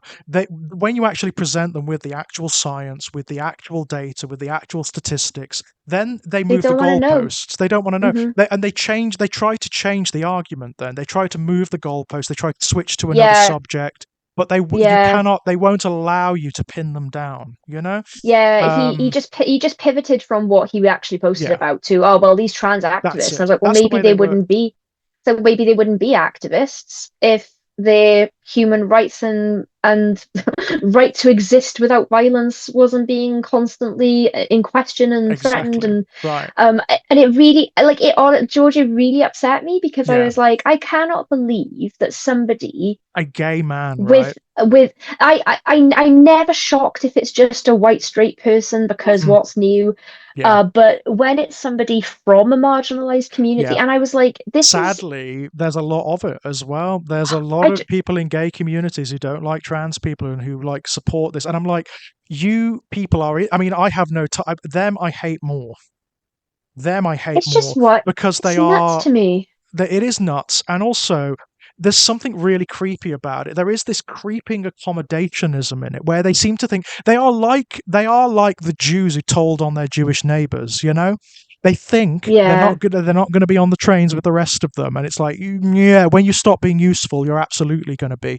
They're trying. It's almost like they're trying to suck up to save themselves. They think, oh, if we divert attention to this yeah. marginalized group, Will if we make it, oh, we're the good ones. Look, we're yeah. like you. I'm We what we hate the I same people you do. yeah. I'm one of the good gays. Oh, fuck I you. agree with you. Like it's what well, that was that the Charlie Kirk thing when he was like, "Oh, Charlie Kirk just got killed for telling the truth." I was like, Charlie Kirk. Yeah. Do you have Charlie any idea Kirk, what mate. his opinion of gay Of people gay, is? he would Because have you exterminated, mate. He's made I, that so clear. And I mean, well, like, not even like euphemistically, like a lot of right wing commentators do. He hasn't just like edged towards it or subtly implied it. He has stated outright that he wants gay people exterminated. And it's like, you deserve everything you get. They deserve everything they get. The rest of us don't, you know? funnily enough, Stephen King is currently being just bombarded on Twitter or So I wherever he's on understand. because of he said something about Charlie Kirk saying like using the Bible to excuse like killing gay people, and then someone was like, he never actually said that. You're a disgusting piece of shit. And then Stephen King went, okay, fair enough. I apologize. I Mm, apologize. And he apologized like 4 times, right? yeah. But then I was like, I think that Charlie Kirk did say that though. Charlie And I Kirk looked it did up and say I that. I found it immediately. Yeah, Charlie Kirk did say. The Immediately. thing is, Kayleigh, you I was cannot. like, The people who are speaking up in Charlie Kirk's defense or support, you can never take seriously. You can never assume they're being sincere. You could never assume they're being sincere. It's the same with the transphobes and whatnot. The way they argue, which is why you should never, ever, ever, when they're like, oh, debate me.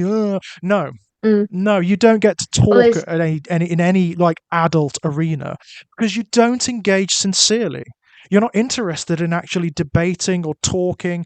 All you want is a platform to spread your corruption, your filth, which is exactly what Charlie wanted. And by the well, way, it came back to bite him really hard.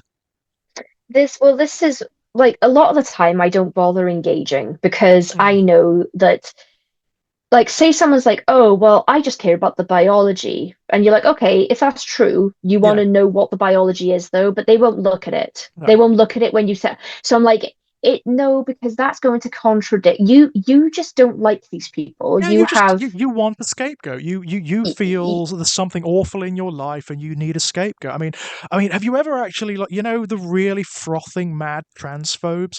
Have you ever actually like engaged with them? They are I mean, I've engaged with homophobes, I've engaged with fundamentalists, I've engaged with all sorts of people. The transphobes are some of the worst I've ever come across. They are like brainworm eaten, frothing obsessives, and it eats their lives. It eats their minds away. They all end up ultimately like Graham Linehan.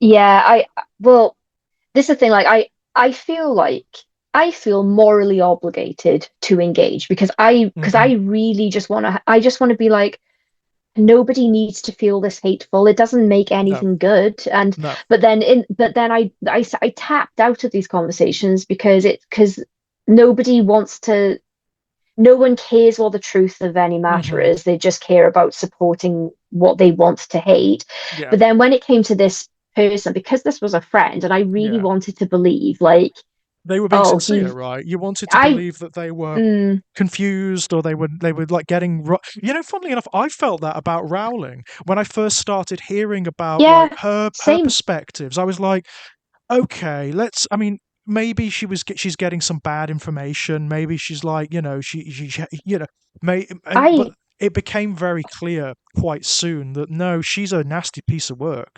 I, She's yeah, I really thought that she was gonna chill. yeah, Like, me I too. know that sounds stupid, but at the time, because this is the thing, right? I didn't have this like childhood Harry Potter attachment. I No. read it for the first time as an adult, right? Hmm. And I loved them. I will say I Mm. loved them. And then literally about 6 months after, I was like, I found my new favorite thing in the world. And Uh-huh. then I was like, oh, I think J.K. Rowling said something a little weird. And Uh-huh. this was like right at the beginning of all this. Yeah. And that Christmas, like right before she really blew up with all of this stuff, I'd asked my mum to get me like nice editions because I just had mismatched Uh-huh. paperbacks, right? And I wanted this nice hardback matching collection of Harry Potter. And my mum got them for me. And I remember like I was opening them. I was really excited to have the books, but I'd forgotten that I'd asked for them, right? And I was already getting this sinking feeling of like, oh please, please Oh, don't be, be this please, person, right? please don't. And I thought, oh, maybe when enough people have like responded to her, she'll look Yeah. and be like, do you know what? I got it wrong. Because I Yeah. really just didn't want to believe that someone was that fucking horrible. Yeah. And then, she spends the next decade going out of her way. Yeah. She's obsessed. And And she's I also was not, like, I mean, I know it's a strange thing to say because of the way we judge people in terms of their status, but she's not that clever. I mean, like, no, she's stupid. I she's like like she some wrote this long screed at one point which she released on the internet, it's like an essay on why she is the way, why she believes the way she believes, and it is asinine. It's the kind of thing where it's so internally inconsistent that a high school debate student could pick it apart in 2 seconds, you know? Mhm. It's Yeah, I asinine. like, and I don't think that I'm a clever person. And like when I make my YouTube videos and stuff, like sometimes I talk about like why I've related to a book or Yeah. whatever, and I'll say and I'll air an opinion, right? Yeah. And I'm expecting every time I post a video for someone to tell me that I'm wrong about something. Yeah. Like I've got the wrong end of the stick about something. Hmm. But when I'm talking to people and if I'm writing something especially, right, Yeah. I want if I'm informing someone of something, right? I want to make sure that I'm right because I don't want Yeah. to, firstly, I don't want to talk shit. And I definitely don't want to say something that's wrong that's going to form Yeah. somebody else's opinion, right? So Absolutely. when I've been going around like, guys, this fucking trans thing, you guys don't understand the biology. You have no idea.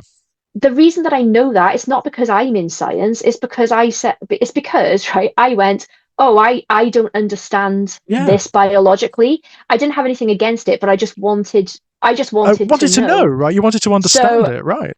I found some reputable people. I Yeah. checked it. I Googled them to make sure that they weren't sort of aligned with something. I looked at their credentials, where Hmm. they'd gone to school, if they had peer reviewed, Yeah. medical papers. I really went down a rabbit hole making sure that I was getting good information. That's everything the trans folks So don't do, yeah? so I was like, okay, so I feel very comfortable that, and off the top of my head, I couldn't explain to you the brain chemistry of like Hmm. a non-binary person, for example, but I No. just know that that is real, Yeah. right? It's a And real, yeah. and that it's not, a mental illness. It's part of your brain chemistry Yeah. and your biological makeup. So, and that's enough for me. I don't need to question someone's identity because I Doesn't learned enough affect to you, know right? it doesn't affect me. And I went out of my way to learn about it so that I'd have a Hmm. bit more understanding if it comes up in conversation with someone and Hmm. I can say, oh, well, actually that's a misconception. Hmm. And I very much care that I'm not talking shit. So Absolutely. I don't understand how people like her can take to the internet so confidently Yeah.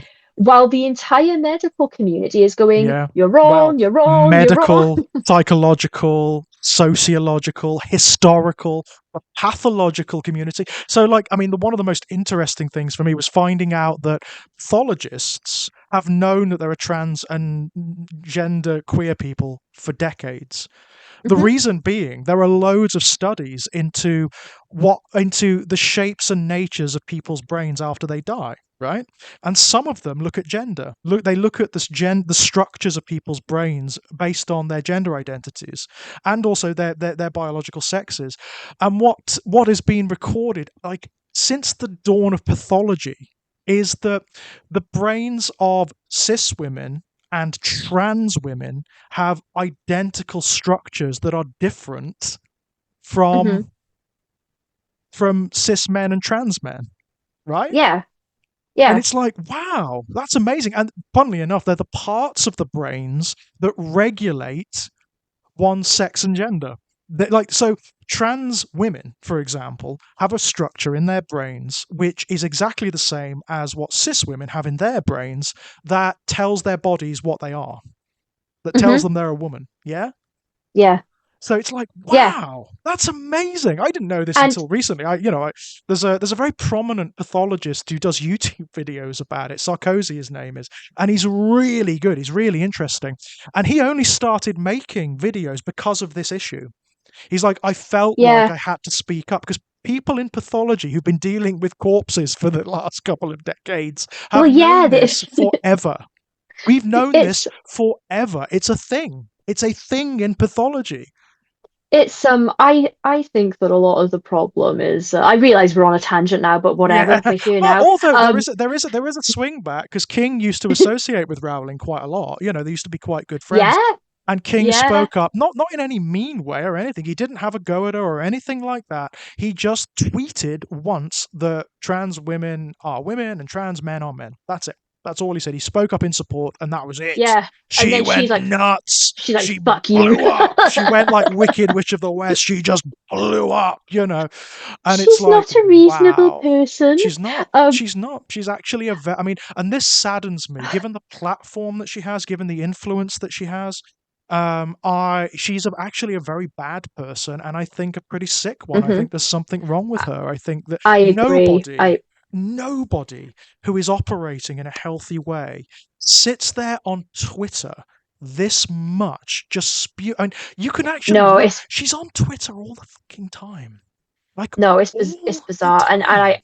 I agree. She is a bad person, and I it's sad because whenever I think because we're in like an age where like parasocial relationships are more intense than ever because of the internet. Yeah, of And course. if you've been a fan of someone for Yeah, years and yeah. it because it's part of your identity, so people don't like to know that they're wrong. No, of And course. I think that there's this rather than being like, oh shit, I was Yeah, wrong about that, people just push back because they don't yeah. want to be made to feel bad. Well, And interestingly, there has been a comparable situation recently. I mean, recently there's all the stuff come out about Neil Gaiman. Obviously, mhm, turns out yeah, Neil Gaiman is a piece of shit. He's a really, really, really bad guy. I mean, like on yeah, a hideous level. And it also yeah, turns out there's been a gigantic machinery in the publishing world because he's attached to so many industries and because there's so much money involved to keep mhm, that secret to the yeah, dereliction and danger of women, mhm, um and as a result of that, I mean, I was a Neil Gaiman fan. I loved his work. I think some of his short stories are absolutely amazing, but I'm done with him. I'm not going to, how can you possibly defend that? How can you possibly yeah, defend his behavior? I am done. I cannot bear to have his books on my shelf. And don't get me wrong, no shade if people like can separate mhm, the art. Fine, I'm not gonna judge people for that. But for me personally, I can't stand seeing his name on my shelf, and I can't stand reading his stories because they come across as insincere now. well, it changes some for me. Again, I if people have got Harry Potter books on their shelves Yeah, no that they've had shade. for years, yeah, like I mean, if you already own the stuff, you're If not you can be take giving her something more good money. from them, if you can take Yeah, something good from them, knock yourselves out. If you can make something better out of this work than what its author has become, then yeah, don't, because, there is a thing whereby if you did bin everything by every person who turned out to be a piece of shit in your collection, then there's a lot of work that's going to go Can down. There's a lot you of, I mean, like, imagine how long you'd have to spend yeah, researching all of this? No, yeah, I kind of morally, I draw the line at like I won't give anyone yeah, else, I won't give them more of my money. no, But I did like my Harry Potter books are gone and my Harry Potter stuff is yeah, gone because and I will say it took me quite a long time like it happened in stages. First, I was in denial that she was that yeah, terrible person, and in my mind, I was like, well, mhm, she has suffered violence, and she yeah, like maybe she's just got her wiring crossed about whose hmm, fault this is. yeah, And then I moved into, oh no, she's a terrible person. yeah, But I already own the books, so hmm, and then I went to. If people come in my house, I don't want them to know I have Harry Potter, though, in case they yeah. think That you're I'm sort of aligned with her endorsing or or that I something. don't Yeah, care. yeah, Yeah, at best you, at worst you agree, and at best you don't care. yeah. So I kind of like moved those books so that they weren't just in plain view. Like But then weren't visible. eventually I was like, but then I thought, do you know what? I don't want to Mhm, reread them because I know yeah, what's going to happen. I'm going to read her views into it now because yeah, now I know what kind of person she is. And this has happened to, yes. and the reason is because this has happened to me every time a creator that I really like, a musician or something, Turned out to be a monster. Yeah, all of a sudden I hear it in this. So like Pantera, yeah. I think I've said this to you before. I loved, they were my favorite band. My favorite. I was so close to getting a Pantera tattoo. I can't even tell you. Wow. Oh my And God. then I Oh, know. And then someone was like, and because I don't watch live gig. I don't go to gigs very often, and I don't yeah. watch live shows on the internet either, right? I Uh-huh. was somehow completely unaware of all the white supremacy stuff. I had no idea, right? And then I brought up Pantera, and I was like, oh, it's just the lyrics of this one song. And my friend just cracked a joke. I was like, yeah, being a Nazi will get you really charged up. And I was like, what? And then like Yeah. showed me these videos of like the singer Seek Heiling and yelling white power, and I was like, oh my god. So Wow. I binned all of my Pantera shirts. I didn't even want to charity shop them because I was like, No, I don't want I'm other just gonna people listening to this, right? I've got to bin them, but I thought, oh well, I can still listen to these songs, but the songs sound different to me now because now Yeah. I'm hearing, oh, Hmm. oh no, I think these are white power songs. Yeah. Yeah. I don't like them anymore.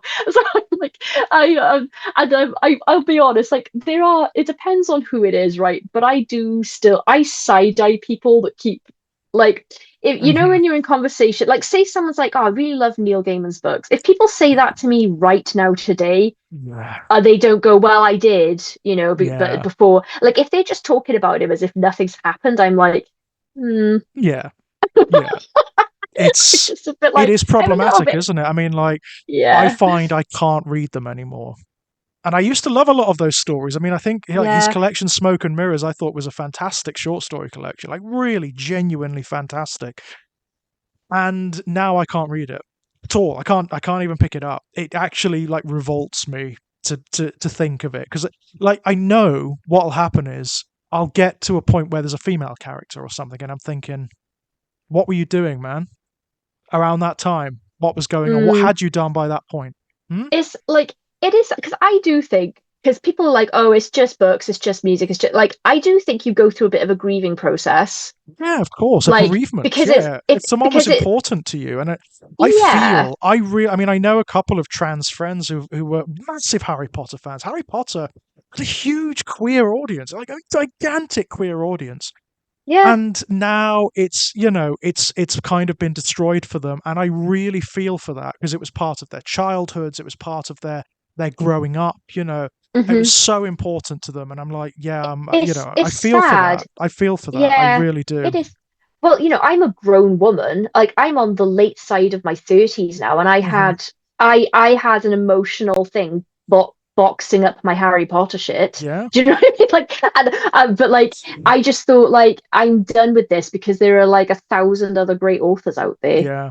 I You mean, know, it's I'm something. I glad I mean, got like, to enjoy it, but it's yeah, bizarre, but like, there is a generation of like British kids who kind of had to deal with this because of the revelations of history. So, like, I was born in like 1984, and Rolf mhm. Harris was huge in Oh kids' my television. God, He was huge in kids' television. I remember there was a show called Rolf's Cartoon Club where he would yeah. show you how to like animate and draw, and it was I loved it. I loved it to bits. I remember like getting home from school and watch. I can hear the theme tune in my head. I can actually hear it right now, And It's bizarre. Yeah. yeah, it What a time. it was a there was this real like wow, holy shit, this smack around the face feeling, like genuine shock, and then a grieving process. And then you Mhm. look into it and you look at how bad he was, and he was It's execrable. I it's mean, like, terrible. Yeah. I knew people who were in that cartoon because you could join the cartoon club. You could mail away, and he would send you all of this like personalized stuff. Drawing Yeah, packs, and it's like people have kept those packs as like keepsakes into their adulthood, and it's like yeah, Jesus, I had a friend who basically Rolf was like a family friend of theirs because they were involved in some charity thing he did. holy And shit, at some point, and when Rolf Harris got arrested, I'll yeah, never forget that. And I'm kind of laughing about it. It's not funny. I don't know yeah, why. I don't know what the laugh response is. Right? I don't hmm think this is funny. hmm But I just remember um being like, oh, and that's how I found out that they were family friends of Rolf Harris because I was like, oh my hmm God, have you heard about Rolf Harris? And she was like, what? And then she like looked, and oh, then she phoned her mum, and she came. She's like, "Oh, this is all going to turn out to not be true because there's just no way." She's like, I grew up with Rolf, like literally grew holy up around Rolf shit. Harris, right?" And then like 2 days later, she just came. Like, I'm so sorry for laughing. No, She no, just it's came. I get it. She came in bawling her eyes out. She was like, "Rolf did it." Yeah, I don't yeah. know why it's. I think it's just the I think it's like it's the emotion, isn't it? It's the yeah. incredulity, and it's how overwhelming it actually Yeah, is. And I I'm I not get it. laughing I at her totally because yeah, that's no. horrifying. Like that is horror. I felt so sorry for her because I she really thought, wow. oh, there's just no way. But like I think I'm just laughing because she was so sweet and wholesome, and Yeah, she I think it was just the contrast of like he absolutely not were a load of shit, and then yeah. 2 days later, He actually yeah. yeah, but I oh god, it's yeah, It's I yeah. worry about this as a reviewer, you know. This Yeah, is something I worry of because course. But the thing is, there's nothing. I mean, you can only operate on the information you've got, can't you? yeah, You cannot preempt this stuff. You cannot possibly know no, who's and I going to turn can't. out to be a wrong un, and sadly, Yeah, sometimes and people do, and it's often a shock. like I always worry that I'm going to just take to YouTube or my website, write a review of a book, only to Hmm find out immediately that that person is knowingly some kind Like of some kind of dick, right? problem. Yeah. And I just didn't know, and I worry about it because I like to think I do my due diligence. Like hmm I don't want to represent anyone on my site No, that is harmful to anyone, right? Um, absolutely not. but because I get so many review requests from so many indie authors that I've never heard of, Right. I the most I can do is look to see if I can look them up on Facebook, basically. And then if Yeah. their profile is private, I can't see anything they post. And hmm I can't, you know, I don't have the time to sort of deep dive internet stalk people to try to find out if they're an asshole. Obviously. I just Google and see if anything immediately comes up. Yeah. And then if it doesn't, I assume they're fine. It's okay, right, right. And But I'm yeah. you cannot, especially given like the frequency that with which you read and which you post stuff, you can't possibly like vet everyone to that degree. No, It's just not going to happen, is it? and I would like to think that I have made it clear that I support and am part of the LGBTQ Yep. crowd, that racism is not welcome on my hmm platform. hmm Any type of phobia towards anyone Yep. is not welcome. So I would like to think that everybody knows that. So if I'm in a Yeah. situation where there's something like this comes up, I would like to think that people would assume that I didn't Yes, know, but not that I'm hope complicit. you'd hope they'd be like, well, I'm not going on her podcast then. Who we're completely ideologically opposed, right? You'd think they'd have that wherewithal about them, right? Yeah, and I'd hope that the people who read my stuff and watch my videos, I would hope that they would assume that I didn't know rather than I was complicit or I didn't care, Yeah, if that makes absolutely, sense. Um, absolutely. I mean, But I it's have once I did have this really weird experience where, like, I used to write a lot of short stories on the blog on my website. I went through a period where I wrote hundreds. I wrote so many, and I just started speaking up for like trans rights and for gender queer rights at that point. And Mhm. some anonymous person from the writing community went through the trouble of making an account just so they could comment on a story that was about genderqueer issues. This long screed, this essay on how I was like anti-feminist and I was like attacking women and blah blah blah blah blah. And it was like, wow, you went through all that trouble, and I'm not even going to read it. You know, I that to me that's demonstrates a level of A, too much free time, B, obsession, you know, and C, just like too much. There's something you need to get something else in your mind, people. You need to get a hobby or something. You're going to end up like Graham Linehan, you know? yeah, I just feel generally sad that people are so attached to hating groups of people Yeah, it's bizarre. It because truly is bizarre. I mean, like, you know, I'm no stranger to like, you know, quite angry political screeds. You know, if you go on my Facebook, I will uh, write them. I will write them. It just, you know, I tend to just bash them out as and when. But that's not like everything I do. And it's not me, you know, it's not me in my, I don't go around in my personal life, you know, with this soapbox that I put down and start, you know, well, I that's don't do that. also That's not me, you know. also when you are doing sort of some sort of political rant. I enjoy them, by the way. Thank you. It's in response to something that's going on, so it's not Yeah. like you're just sitting around. Like I, do you know who Willow Heath is? No, don't know that one. She's got a YouTube channel called Willow Talks Books, Hmm. and she's also an author. Yeah. And she's a trans woman, and Right. I just read her collection Mhm. called Misery and Other Lies for anyone interested. It's really good, and there's a Yeah, story in good there. title. Yeah, it's a lot of like trans experience type of characters and stories in this book, and Ooh, I like the sound of that. I really enjoyed it. And there's one story in there. Managing Another Life, sorry, not Misery and Other Lies. I keep Mhm. thinking of Misery and Other Lines by CC Adams. Ah. Keep mixing the title up. Um, Managing Another Lies. But yeah, there's Mhm. a story in there about a trans woman who takes a job as like a caretaker Yeah, in this house, and it's pretty much empty. But there's this one guy that never really actually says what his role is. He just keeps turning up yeah. and just making all of these comments about how she's like, oh, you didn't start early enough doing the gardening. Why haven't you pulled those weeds? Like he's just Mm, inserting himself and his opinions, right? yeah, And I realized fairly, I was like, oh, I think that this is a metaphor either for just sort of how cis men respond to trans women, oh or yeah. it might just be society in general. Mhm, But mhm. basically, this guy is just a generally hostile edge to absolutely everything he says, every Yeah, interaction. He's always like, oh, well, why don't you do this? Just opinions. And then eventually, when the character's like, look, can you fuck off? yeah. He's like, well, I was only trying to help. And then all of a Yes. sudden, the main character is framed as like they're the problem, they're causing the Yeah. issue. And I was like, I have never seen just a more simply put, Mhm. accurate analogy for how people are just trying to exist and people are determined to make that difficult for them for no reason. No Absolutely. reason. We do not, I say we, my town, I told you before, it's small, Mhm. there's not a lot of variety here with people, right? And Yeah, totally there, relates.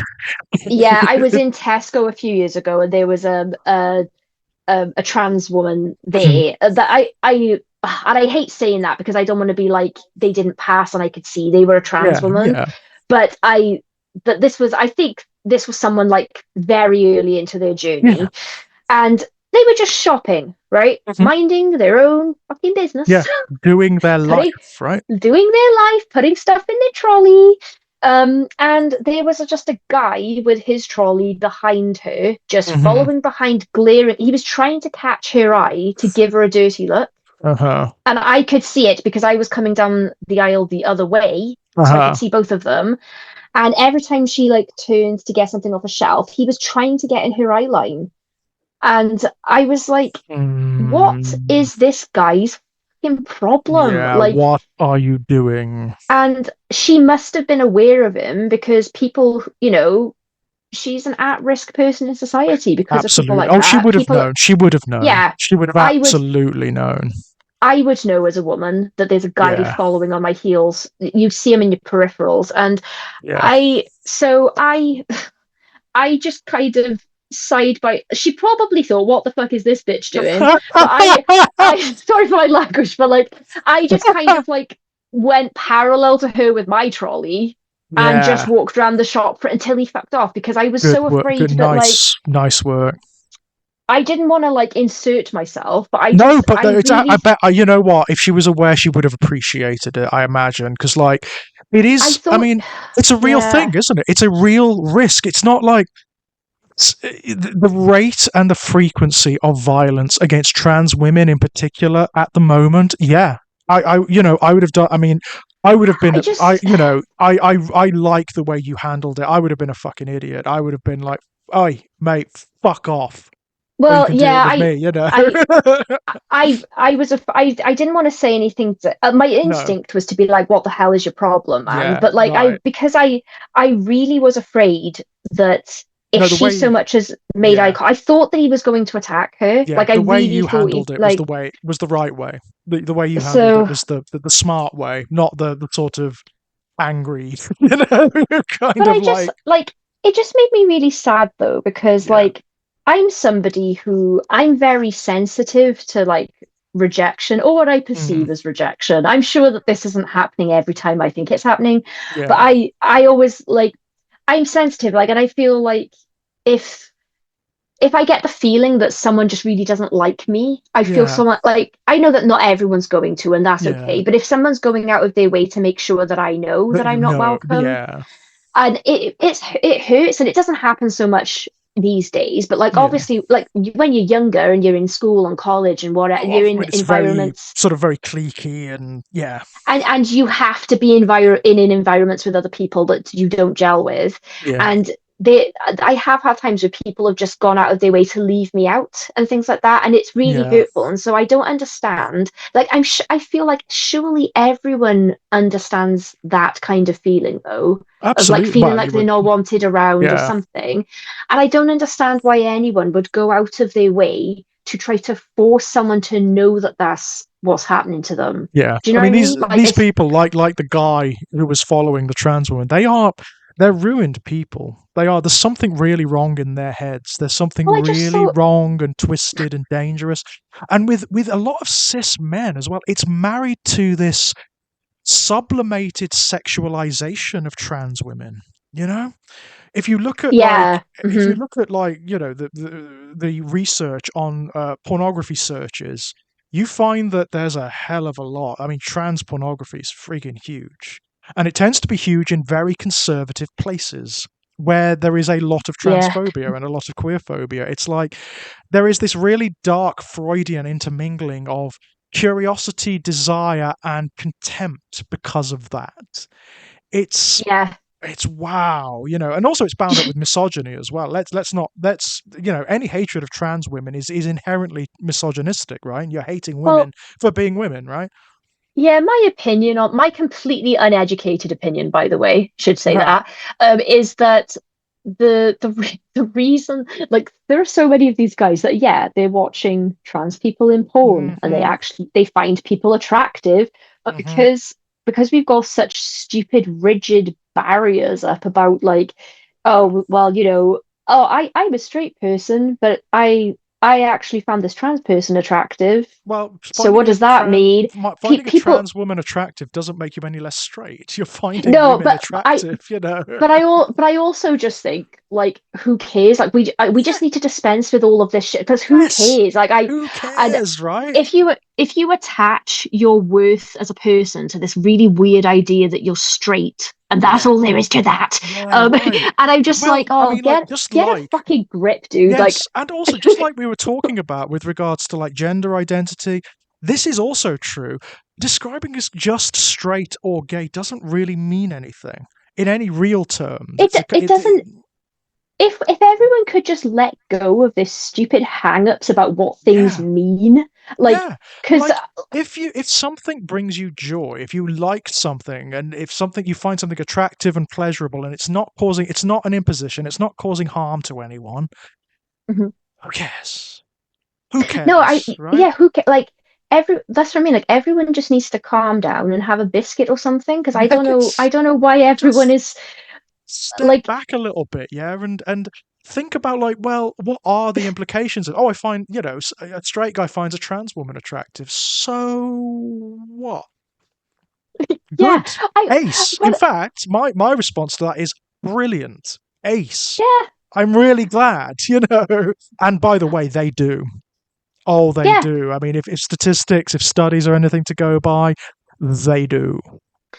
I actually don't know what the term for my sexuality. I go with bisexual because that feels the Mhm. easiest to That's me. the easiest one, yeah? But like I'm kind of just I'll not be attracted to somebody, but then I get to know them and then I am. Yeah. So like sometimes I'm attracted to characters, but not the actors that play them.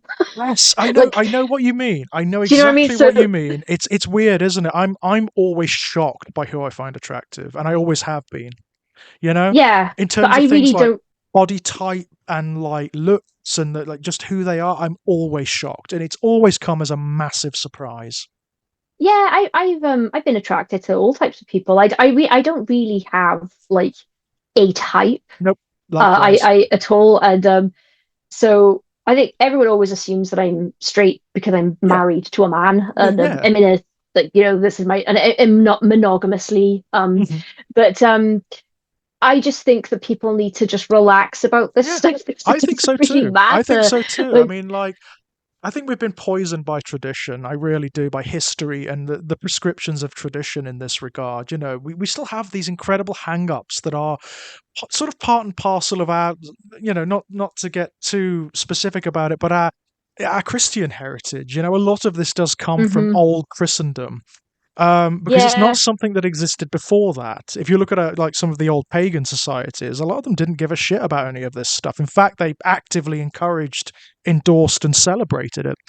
Um, hmm we need to let go a little bit because ultimately it just doesn't matter. It's not saying anything about you or about your, it's just a factor of who you are. In fact, you know what? Celebrate it. Have this hmm wonderful sort of like, oh, great! I can do this. Like this arena is now open to me. You yeah. know? There's more joy to be had in life. Yes, Like, it's that's there's basically all it more means. like potential connection. There's more. There are more communities open to me now. There's more. Yeah, hmm just it doesn't matter. Ultimately, it's not that big a deal. No, It's I a think you people. know Do you know what would be great if en masse everyone in the world just had therapy?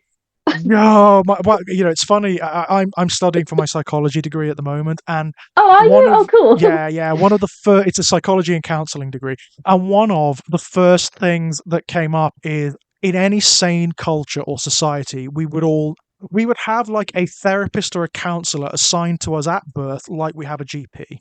You know, hmm because all of us have Yeah. stuff. It doesn't matter. It doesn't matter like where you're born. It doesn't matter who the circumstances of your upbringing. It doesn't matter how good or bad your parents are. All of us have hmm shit to deal with Yeah. at different points in our lives. And therapy. I mean, one of the first things I did was went and got one myself. It's one of the hmm first things I did. And you know what? Having spoken to other people who study the same thing, they're like, yeah, that's what happens because you realize that you need it. Everybody needs it. Everybody needs it. Yeah. Everyone has shit. Everyone has hang-ups. Everyone has neuroses and problems that they're probably not dealing with. They might even not know they exist. And we just need to we need an outlet for it. We need something for it. I mean, my writing is a lot of my therapy. I'll be honest.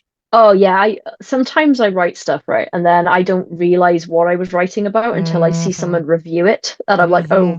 oh shit, I was Yeah. I was Yeah. writing about that. Oh yeah. Um, Oh yeah.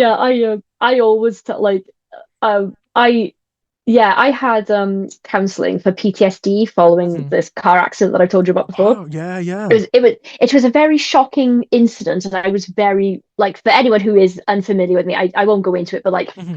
I had a lot of injuries. It was like a life-threatening scenario, lots of surgery, da da da da da. Oh, whoa. And then I was referred for counseling because at some point while I was in hospital, they were like, "Oh, she probably has PTSD from Yes, that." yeah. I mean, Um, at the very and least, trauma, right? yeah, and then it turned out I did have PTSD, and so Mhm. I was like given this like course of, so I'd go every week or whatever. Mhm. And I remember I'm quite a cheerful person, so it would be Mm. like the session would be a bit hard, but I'd come out and get a taxi home, Yeah. and I'd be quite bouncy coming out and stuff and whatever. And the taxi driver, I remember this taxi driver was going, "Oh, so like he obviously knew what it was, what the place Yeah. was, because it was part of the hospital and Oh, it of was like the course, yeah. psychiatric part. So he knew where he was picking me up from." Uh-huh. And he was like, "Oh," he was like, "So are you like a medical student?" And I was like, "Oh, why did you say that?" And he was like, "Oh, well, you're obviously not a patient because those people are always like, blah, blah, blah, blah." And then he went off on a rant, Oh, can only no. be explained as a rant, right? Mhm. About how people should sort out their own bloody problems and how it's really weak if you go for help, blah, blah, blah, blah, blah, blah, blah. And I was Yeah. just sat there thinking, dude, you need a therapist You need because therapy, man. Yeah. like And I was like, probably more than you expect, you know? imagine feeling really threatened by other people Yeah. getting mental health help. I Like know, right? that, and I don't know. That's the kind of thing I would normally be sensitive about and take personally, but for whatever reason, I just Yeah. found it really funny. Yeah. And I wait. Psychologically speaking, there's a lot going on there. There's, Yeah, I he's just thought, well, almost like saying he almost wants permission to go and do it, you know? I let him have his rant, and then I was like, well, Yeah. actually, I'm a patient because, Yeah. oh, you might notice I look all ill and stuff because I'm still recovering. And I said, oh, like I had this car accident, and it was really, and then now I'm in this weird mental loop of every time I hear a sudden noise, especially if it sounds like a car, Yeah. I get all of a sudden I'm panicked, and Yeah. Of I just think that I'm going to be hit by a car. Like I was imagining course. these ridiculous, crazy scenarios, like things that can't even possibly happen. Like I was afraid that one of my get well balloons was going to explode in fire and engulf me. I was like, Wow. there's no possible way it can happen. Yeah. But that's PTSD for you, right? That's what it And is, right? I was like, if you have suggestions on how I can sort that out myself, mate, I'm all Yep. ears Since you're the because expert, right?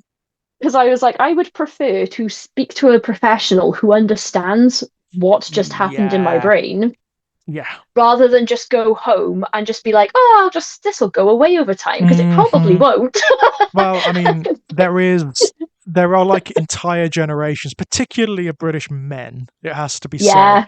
who desperately need some kind of therapy, desperately need it, but are ideologically opposed to the very notion. So you have Yeah. this sort of like hand-me-down trauma happening. Hmm. It's really dark. I mean, it's a real issue. It's a real problem. I mean, I always look at like our parents' generation, the men in our parents' generation. There is not Hmm. universally, but generally speaking, there's so much going on there. There's so many problems. You can tell when you try to Yeah. communicate with them. It's really Oh, hard. yeah. It's really difficult, isn't it? Yeah. Yeah. Yeah. Because every generation has got a new thing that they're dealing with, Hmm. that they Hmm. grow up with. Like, so it's, But they're so um, closed off. I find the men of that generation, they're so closed off. They're so sort of like they won't even allow for the possibility that they may need to talk to somebody. You know, mhm. it's Yeah. It's wow, it's amazing. expectations on yourself and of other people. Yeah. I remember how do I word this? They're not going to listen. They're not going to listen to this anyway, right? So I remember um one of the women in my family once making a comment that my brother isn't good with like manual stuff, like he'd never like hung a shelf up or Right, fixed a right. shower or what, like that kind of stuff, like Yeah. stuff that a couple of decades ago would be Yes. traditionally male activities, right? Yeah. And I was like, well, how did you expect him to learn that? Grew Yeah. up in a single parent household with sisters and a mum, Yep. and and obviously my mum is of that generation Mhm. where her role was homemaking, Yes. cooking, cleaning. And my mum is actually very handy. She's, assembles furniture, whatever. Like Yeah. but like he didn't grow up in a household with a man that was like, "Oh, let me teach you how to hold a drill, son." Like it Of was like, course. Yeah. so I was like, and also my brother, I was like, is it not enough for you that my brother is a musical genius that can explain a Right. black hole to you? Um, and do you know what I mean? Like he's one of those Yeah. people, he's good at everything. Like, Yeah. he's currently building a video game. He has no Wow. education in this at all, and he's and to go with that, he has basically plotted out what could be an 8-part fantasy book series. And do Awesome. you know what I mean? Like Awesome. I was like, he is musically gifted. Hmm. He's above average intelligence. He's astrophysics. That's just a hobby of his. Yeah. I was like, what part of him is not manly enough Yeah. for What part of him you? is not like is not? Yeah, it is not appropriate enough, right? Well, because he hasn't wall mounted a TV by himself, Yeah. because it's never come up. Do you know what I mean? Yeah. Like it's and like when he has to learn how to do something, he learns how to do the thing Yeah. and does the thing. Yeah. It's just like I don't know where everyone's got this idea that all men do is fix things in their Right. houses, and they spend all their time doing that. It's a They don't have yeah. any hobbies. It's bizarre, isn't it? It is. It is. Yeah. It's so strange. It's so strange. I Um. don't know about you, but whenever I'm like, "Hey man, what have you been up to?" They're usually like, "Oh, I went to a gig the other day," or like, "Oh, I found this video game." I have never once had someone respond with, "I decided to remodel my bathroom," and Right.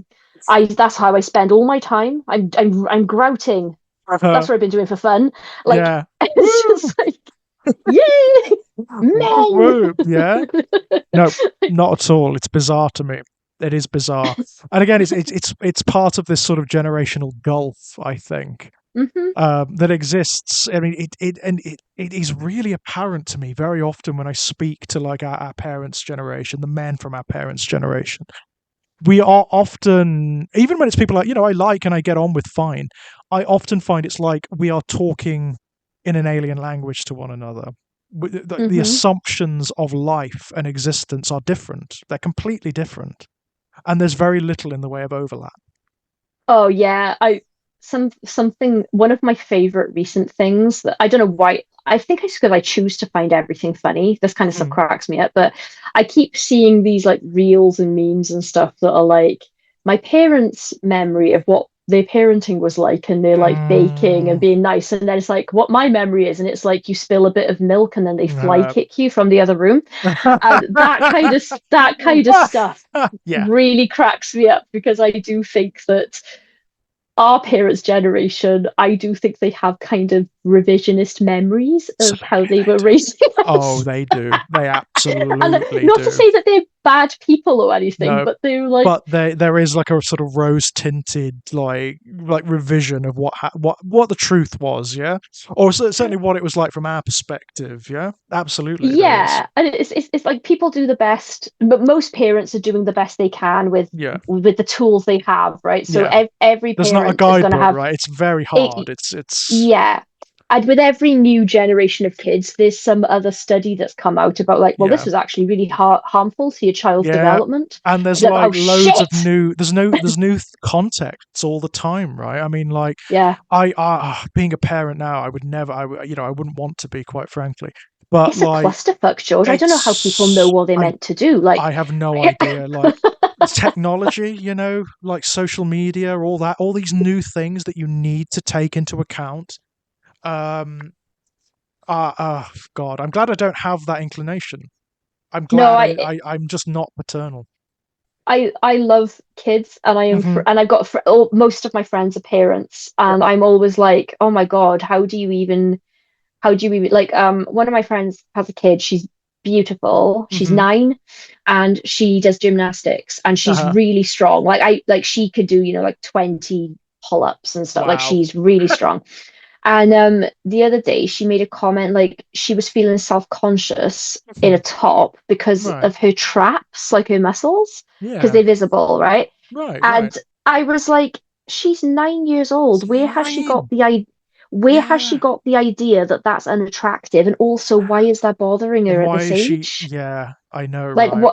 why is she self-conscious about Yeah, defined muscles?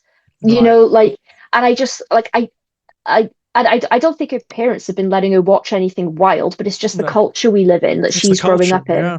yeah. Yeah, And that's really damaging, isn't it? That's so, if you start to internalize that you're unattractive or that you're ugly or that something. Oh, yeah, that can. yeah. Ooh, I think she worried that it looked ugly, and I was like, and yeah. she's so beautiful, George. Like Right, she's right. honestly, she's like a little angel. Like she's so beautiful, and I Hmm. just thought, oh, bless her. Like Yeah. I would hope that she'd have at least a few more years before she starts worrying about Before.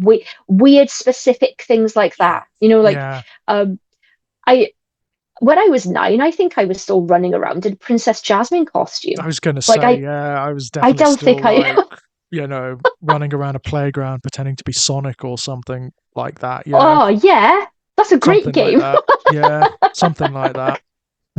Yeah, I don't think. I think I still thought the boys were disgusting when I Yeah, was 9. I didn't, but no, actually, I've always felt boys were disgusting, but Well, it's yeah, the curse of being swings and gay. roundabouts. You kind of like, you like guys, but you really hate them Oh, that's because kind of you know, universal, John.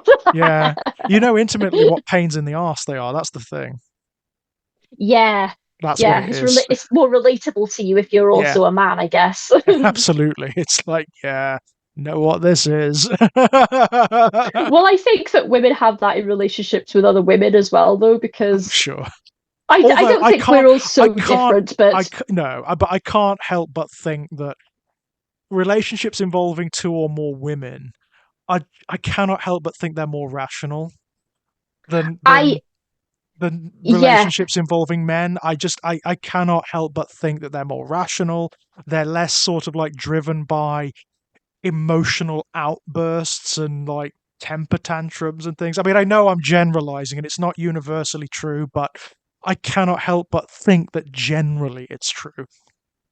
well, that was my experience, was that things were much calmer. Hmm. And I learned the lesson that a lot of times men are lying about their personalities because they're trying to get something. That's right. Yes, they are. Whereas women just tend to, if they like you, they just act like they like you. Yes. Um, so there's not really, but I just remember having one argument with probably like my first girlfriend, I guess, and she said something like, "Oh, if you don't know what you've done, there's no point in talking about it."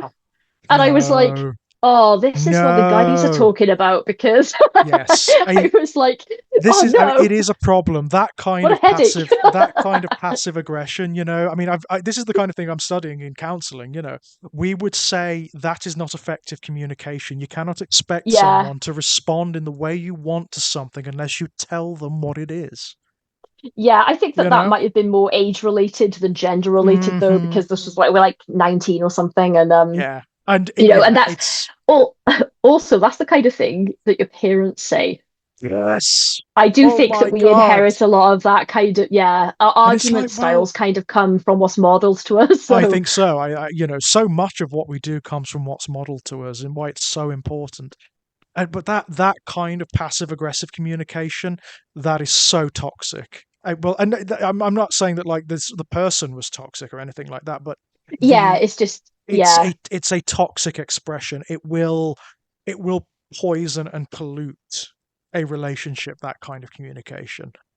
well, I watch You myself with know, some stuff, you know, yeah, like my I know that sometimes my knee-jerk reaction to a thing is over the mhm, top, yeah, and I've been working on that over yeah, time. And sometimes like someone will say something to me, my feelings are hurt, but hmm, I don't know why my feelings are hurt. And yeah. I'm like, I'm not like minimizing being upset myself, but Mm. sometimes I'm like, oh, I'm just gonna take a minute to, Sort of if I don't know analyze why, and yeah, before you I know, react, I'm gonna figure out what bothered me about that yeah, because because that I'm happens. I really mean, upset. Yeah. that happens to all of us. That happens to all of us as well. Like I think it happens more often than not, to be honest. When we think we're upset about something and it's not necessarily that specific thing. It could be a Mhm. more like general thing that's been building up, and that's the cipher. Hmm. It's hard to assess. It's hard to have that internality, especially when you are upset. It's hard to like Yeah, step back and, you know. yeah, it is. It's a bit hard to apply logic when you're Mhm. emotional I because, always have this thing because I don't argue in yeah. relationships. It's one of my rules. I just don't argue. I don't do it. I don't think it's useful. I don't think it's helpful. And I'm not Hmm. interested in confrontation. I'm just not. I won't. I don't think it's helpful for the most part. And I tell you what, a lot of people hate that. They So like, absolutely hate it. I've had partners in the past who absolutely wanted an argument, and it's oh, like I don't because like an argument. that's how they work. That's how they've learned how to to cope with things. They have the argument and it gets out what they want and it works for them. Doesn't for me. I'm not interested. I want to either have a conversation or not have a conversation. Yeah, you want to be resolving the thing. Yeah. Yeah. Like, yeah, if someone like says something that's in the intention is to hurt my feelings Mhm. because we're having like an argument, then maybe. But Yeah. I don't do like shouting and Nope. name calling and that kind, like I'm that just out. feels abuse. I'm That's out. abusive to me. I like, Yeah. um, I feel like, but The if first I, time that happens, I'm out. yeah, if I get like, if I could feel myself getting really angry, I'll Hmm. just be like, oh, I'm starting to feel really angry, so I Hmm. need a couple of minutes Yeah. to like, because I don't want to be an asshole, even if I am No. mad at someone. Absolutely. And also I kind of like yourself, I kind of want to know why. I want to know why I'm reacting this way. Is it intentional? Is it not? Is it just something that, it's a bit maybe just a bit thoughtless or something that's happened? Yeah, so sometimes I'm like, oh no, that was a understandable response because that person was an asshole or something. Yeah, oh And then totally. Yeah. but then other times I'm like, do you know what? I was kind of triggered by something that was said that Yeah. wasn't necessarily meant that way, and Yes. that's what I've responded to. So I do Yeah. try to watch myself a little bit Me now, and too. because As much as I I can. yeah, well, yeah, I'm not perfect. Like, yeah, there are times where, like, like for a minute I've lost it there, and I'm like, oh no, Hmm. oh no, Yeah. It happens. shit. I mean, it Um, happens, doesn't it? I mean, like, but I try really hard because I don't want, I don't want, I never want to hurt someone's feelings, even if I'm no, mad at them. not ever. So, um, but yeah, basically this kind of journey of self-improvement is driven Mhm. by I do not want a long list of things to feel guilty about. Yeah, absolutely. Like things so sad because I don't want to hurt people's feelings, and then spent 10 years from now I'm trying to sleep and my brain goes, "Hey, Yeah, remember remember that this. dickheaded Remember thing you when said?" this happened. Yeah, yeah, exactly that. Um, it's fascinating. I try my best to be as analytical as possible in Hmm. relationships, and it's hard because they're emotive by nature, right? You are invested in this, and it's emotive. Hmm. Um, but a lot of people don't like that. It's really interesting. A lot of gay guys don't like that. They want it to be like big and dramatic, and it's like, no, it's It I'm not into it, man. I'm not into it. tempers are tempers are a weird thing, aren't they? I remember when I was younger, I had this boyfriend for like a year, and he was one of my Hmm. first serious boyfriend and stuff. Yeah, And then we broke up, and we were very calm. We didn't really yeah, argue much or anything. Um, but he had kind of a mean streak, but right. he was just quietly mean. Like, and then we broke up, and he got with this new girl, and it was in the Hmm. same town, and they would have these like raging, Yeah, screaming arguments, like in the local pub. Like they'd go out by the toilets, but everyone could hear them. I And could then not think of anything worse. You no, it know. was insane. And then at some point they broke up, and Well, then me and yeah, him got probably back wise. together. Yeah, they broke up, but then me and him got back together at some point, and Mhm. then something happened, and he just started yelling at me in public, and I was like, "Oh dear." Yeah, I'm it's not like saying that he no, got that from her, but I think no. because I think that's what he was like. Yeah. But because he'd just spent like a year with this other person who was also like this, Yes, like he was I allowed was to like, express it there, right? He was allowed for that to come yeah. out. And I was a bit like, Yeah. I really don't do well with embarrassing myself in Mm, public by airing all of absolutely my not. stuff. It's you make yourself look like an asshole, and also I do not do well with people yelling at me. No, It's absolutely. I like, mean, for me, it's a no. It's a no. I yeah, don't. I don't care what has gone on. to be perfectly honest, unless it's something really bad, really Yeah. bad, then but like, no, especially not in public. That's it for me. And I don't argue. I very calmly walk away, and it's like, we're done. It's So guillotine. It's do you like guillotine. do you resolve your conflicts as they come up by like, oh, I have this issue, Yeah, can we sort this out? yeah. And then if it goes hostile on you, you're like, oh, fuck this. I'm out. Yeah, it's Yeah, like, okay, yeah. I'm trying to deal with this in a reasonable way. Hmm. You'd be surprised the amount of people who hate that, like, because they're just not used to it, because like they've modeled in their largely in their parents' relationships that you don't do it that way, that you do it passive aggressively, that you do it like in arguments and whatnot. And it's like, no, that's not how it works. Okay, we need to talk about this. Yeah. Hmm. Yeah, And you don't get get me wrong, I mixed messages, know, don't you? I know Growing it's up. hard. I know that's Yeah. hard. I get it. It's hard for everyone, but I would absolutely encourage other people to do it with me. Hmm. Absolutely, because I don't want to get shouted at either. I'd prefer to be told what's annoying people, or what's not making people happy, in a Hmm. calm and constructive way, than this Oh, dramatic, unnecessary eruption. Um, yeah, it's it just just not a, it just doesn't help. I No. I worked in some like not hostile environments, but like I Mhm. worked in bars and stuff. There's Oh alcohol. wow, where People did it, where right? tempers and emotions are Yeah. already like, And I there were a couple of people in this one place I worked in that frequently used to tell me that I was weak because a customer would say something Mhm. and I just wouldn't react Yeah, because I didn't care. yeah, Right? And I just think like I was like, I don't well, if you want to call me weak, I don't really care. I'm not asked about mm, that at all. But yeah, I'm like, I don't know, is it weak to hear some drunk guy insult you and you mm. genuinely don't care about their No, opinion? So you it's the other way round. I mean, like, to respond, demonstrates weakness. It demonstrates like that you're kind of like haven't dealt with your emotions. You know what I mean? And it gives yeah, them I control. It gives them control as well. There's that element of it. like They're I looking to provoke a reaction, right?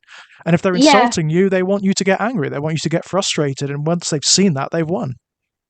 Yeah, and I pick my battles because it's just not Mm, worth the strife a lot of the time. Like absolutely. Yeah. I'd go into the office and argue with the manager because I was sticking up Mm, for myself or a staff member or something, but I'm yeah. not going to argue with some guy. Nope. Like I don't know. Some That's random drunk. It's like, no. yeah. I remember being in a stood in a group with the other waitresses before. This guy came over and went, "Oh, girls, you're all a nice looking group of girls," and I thought. Thanks. Yeah. Okay. And then he rated us all out of 10. No one asked him to. No one asked him to. Wow. He just went, "Oh, you're a 10, you're a 9.5." I was an 8, right? So Fuck I was the you. lowest ranked Yeah. person. Everyone else was, and I was like, "Okay, I'll leave you to the with the prettier girls then." So I Yeah. walked off. And then he followed me, and I was like, "I know what's happening. You've been reading that Neil Strauss shit, like Yeah. the game shit." Yeah. And I knew that because I'd just read it. And and he was like, "Oh, what are you upset about?" I was like, "No, I'm not upset. I'm not upset at all. I'm fine." And he was like, "Oh," and I was like, "Dude," I was like, "If I can get you a drink or something, by all Mhm. means, but I'm just not interested in having a conversation with you about how attractive you find me." Yeah. And he was like, "Oh, well, you seem huffy because I gave you an 8 out of 10, and that's a No. really good mark." And I was like, "Dude, I'm Is not it? huffy. Wow. I Thanks, I was man. like, dude, I'm not huffy. But we both know that what you actually did was you came Mhm. over and told me that I'm the least attractive out of that group, is what Mhm. you did." And I not was like, only and I, that, it's a total power play, right? It's a yeah, and total power play. It's an attempt to, like, to set all of the women against one another, and to yeah, establish authority over that group. It's total power play. It's pathetic. yeah, and I just thought like, oh, but he wanted me to be upset about it Yeah, of course he because, did. well, Of course he that was did. that's what made me think he'd been reading this game shit, because I Yeah. was like, because initially I thought, oh, that's just something, he's had a few drinks and he, for some Mhm. reason, thinks we would care about this opinion and take it as a No. compliment, even though we didn't This ask. was concerted, right? It was deliberate. But it was because he followed me and kept Yeah. trying to bring it up. I was like, oh, you were negging me is what you were doing. Yeah, that's exactly it. That's exactly um, it. That's and I exactly it. was, And it's just like the latest in a long string of the techniques that men, particularly straight guys, have been conditioned with since time out of mind by patriarchy to like get women to react in particular ways. That's what it is. I just felt a It's bit bad for him, to be honest, yeah, because it's sad. It's pathetic. I mean, it is. It's completely sad and ridiculous, and it demonstrates that like these. I mean, you watch it as a gay guy. Honestly, you watch the way some straight guys act around women, and you're like, you don't think women are people, do you? You think they're aliens. You think they're oh like God. some. You don't like. You don't understand how I these people feel, or because you don't see them as people, man. well, I remember being in a mixed group of women and men before, Mhm. and one of the guys was like, "Oh, why do you women all just love gay men so much?" And I was like, Why "Oh, do you think? gee, I did." I was like, "Gee, I don't know, because they Why? treat us like humans, and you never have to worry Hmm. about a weird ulterior motive." Yep, that's Like, probably I was like, it. because you can legitimately have a genuine friendship with a Like an gay man. actual conversation with them, right? Not that I don't have straight male friends. I do. I've got No, some really wonderful friends, but absolutely. like, but it's just unfortunately that you do have to think Yeah, about that and it's just something. It's an element that you never have to think about with a gay man exactly ever right. if you're a woman. Exactly that. So, Yeah. like they're either friends with you or they're not. Or they're not. Yeah, it's as and simple that's as that, right? It's as and that's simple that. as that. Yeah. If they Um, offer to buy you a drink and you say no thanks, they don't say things like, "Well, you're a slut anyway," and no, I, no, you know, right. It's like, yeah, absolutely. They don't suddenly turn like weird and hostile and strange on you. well, I was only Yeah. being nice. You're fat. Oh, yeah, I was only being nice. I was Wow. only It's being like, nice, you bitch. yeah, yeah. It's like, yeah. It's so interesting to watch from the outside. It's fascinating to watch, you know? Is it like if they could just relax a bit, you know? Yeah, If they could that's a general thing. just drop the agenda, you know, and Yeah, just they'd get on so much better with people, you know? yeah. It's the irony is like people would have a bit more luck with Yeah, they women actually would, yes. if they were employing these weird tactics because Oh, they're like, oh my God, the weirdness of that, where they're looking at like books and steps on how to. Oh God, it's weird. It's so fucking weird. All they I have to do do, this. you know what? All they have to do, talk to gay guys. That's all they have to Yes. do. Talk to gay guys, and we'd be like, you just, your mistake, mate, is that you're coming at women as like women with a capital W, as though they're like with quotation marks, as though they're kind of some weird alien, you know? That's your Yeah. mistake. I, yes, I generally have a lot of sympathy for people a lot of the time because I was talking to some male friends about like Mm. the perils of dating apps, Oh wow, yeah. Tinder and stuff, and I was like, no, I do agree that. So I don't think that dating apps are very good for the confidence and self-esteem of men because like No. they can swipe on like 100 women and then Yeah. get no matches, and that must feel awful. Yeah, I'm sure it does. But on the other hand, what women have to put up with on dating apps is that women, generally speaking, will get matches, Yeah. mostly because men are swiping yes on everybody. Yep. So like that's why that ratio is like that. I think Yeah. it's because men swipe yes on everyone and women are more so they're just swiping on people they're actually interested in. Yeah. Yeah. So they'll get a match. But men are dealing with just constant massive amounts of rejection, and that Yeah. must make you feel terrible. But Like in women are terms of dealing, confidence, yeah, that's bad. I'm yeah, sure that's and terrible.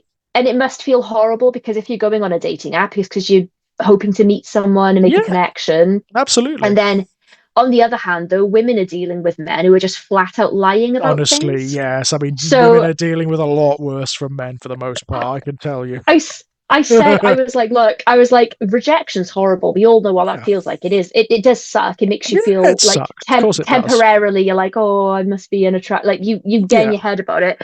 I was like, but I was like, I had no problem like necessarily getting matches on these apps, but then when Mhm. I went on the dates, the guys were crazy. So Yep. I was like, Hmm. every time I went on a date, she was like, what happened this time? Because it got Yeah. comical by the end. I was like, I was I was me and I thought that I was being really select. Like I was like, I'm looking for someone who's interested Mm. in a relationship. I'm looking for someone with these interests, with these principles, like Yeah. similar morals, all that Hmm. stuff. And I would be really careful in the vetting process. It's And then I'd meet fair. them. It's perfectly fair. Yeah, and then I'd meet them only to discover that they'd lied about half the stuff we talked about Yeah. because they were trying to get a date. And I was like, Yeah. oh, And even, I mean, like that alone, right? The fact of the lying is like, right, that's it. Done. Yeah. There's yeah. I'm like, something wrong with you, you know? I was like, well, why did you tell me that you love watching horror films If you, and yeah. reading? And because we have nothing in common, man. Yeah. So it's, you're not going to get anything out of it. Even, you're going to be, we're going to be at odds all the time, right? Yeah, or like someone that told me that they really wanted to have a family one day, and then 2 dates in told me that he And they vehemently don't. didn't want children. Yeah. And I didn't know if I wanted kids at that point or Yeah. anything, but I was like, but we talked. I think Yeah. he just thought, oh, women want to hear this. Yes. And Jesus. I mean, how can you not see that is a recipe for not only failure but potential like disaster, man? I was like, well, yeah, this would only go so far if I was I gonna decide say, I want and to go a then different direction in life. Like, I yeah, was like, what a waste of time. yeah, And like, the short-term gains are not worth it, mate. They are not no, worth it. no, it's a minefield out there. I'm Grind is glad easier. I'm not in there. Oh, right, Grind is a lot yeah. easier. Do you, I have never attended Pride because I worked in bars for so long that I was always Ah, working, and right. I never worked in a bar that actually did anything for it. It would be like, Oh uh no. like chain pubs, like Yeah, not spoons, but pubs like yeah, spoons. yeah, So yeah, they don't do anything special, and so I'd always just be looking out the windows like, yeah. oh, that sure looks like fun You out would have been there. busy. That's for damn sure. If you did do something with it, you would have been busy. Yeah, I would. I've always wanted to participate though. I've always just been fucking working or Yeah, Pride and is just great. seen it out of a window and been like, Yeah, oh, Pride's a lot of fun. hello. It really is. I mean, like, it's massive these days. It's absolutely massive and very expensive. Oh, is it? That's the other thing. It's well, everywhere that does anything with it puts their prices up like insanely, Oh, for So drinks and the stuff. drinks, and if you're getting a hotel like to stay in the town when it's happening, then they Oh will put their rates up. yeah. Which is what I tend to do. I tend to do that if I'm going. I mean Birmingham, which is where I tend to go, is only up the road from me, but it's just easier to get Hmm. like a little hotel, like a travel lodge or something, and Yeah, stay so you can there. just enjoy yourself and not worry about Exactly. getting home. You And don't have to yeah, exactly. You don't have to mess about then. It's just much easier. But wow, it's crazy. It fills the damn city. It's insane.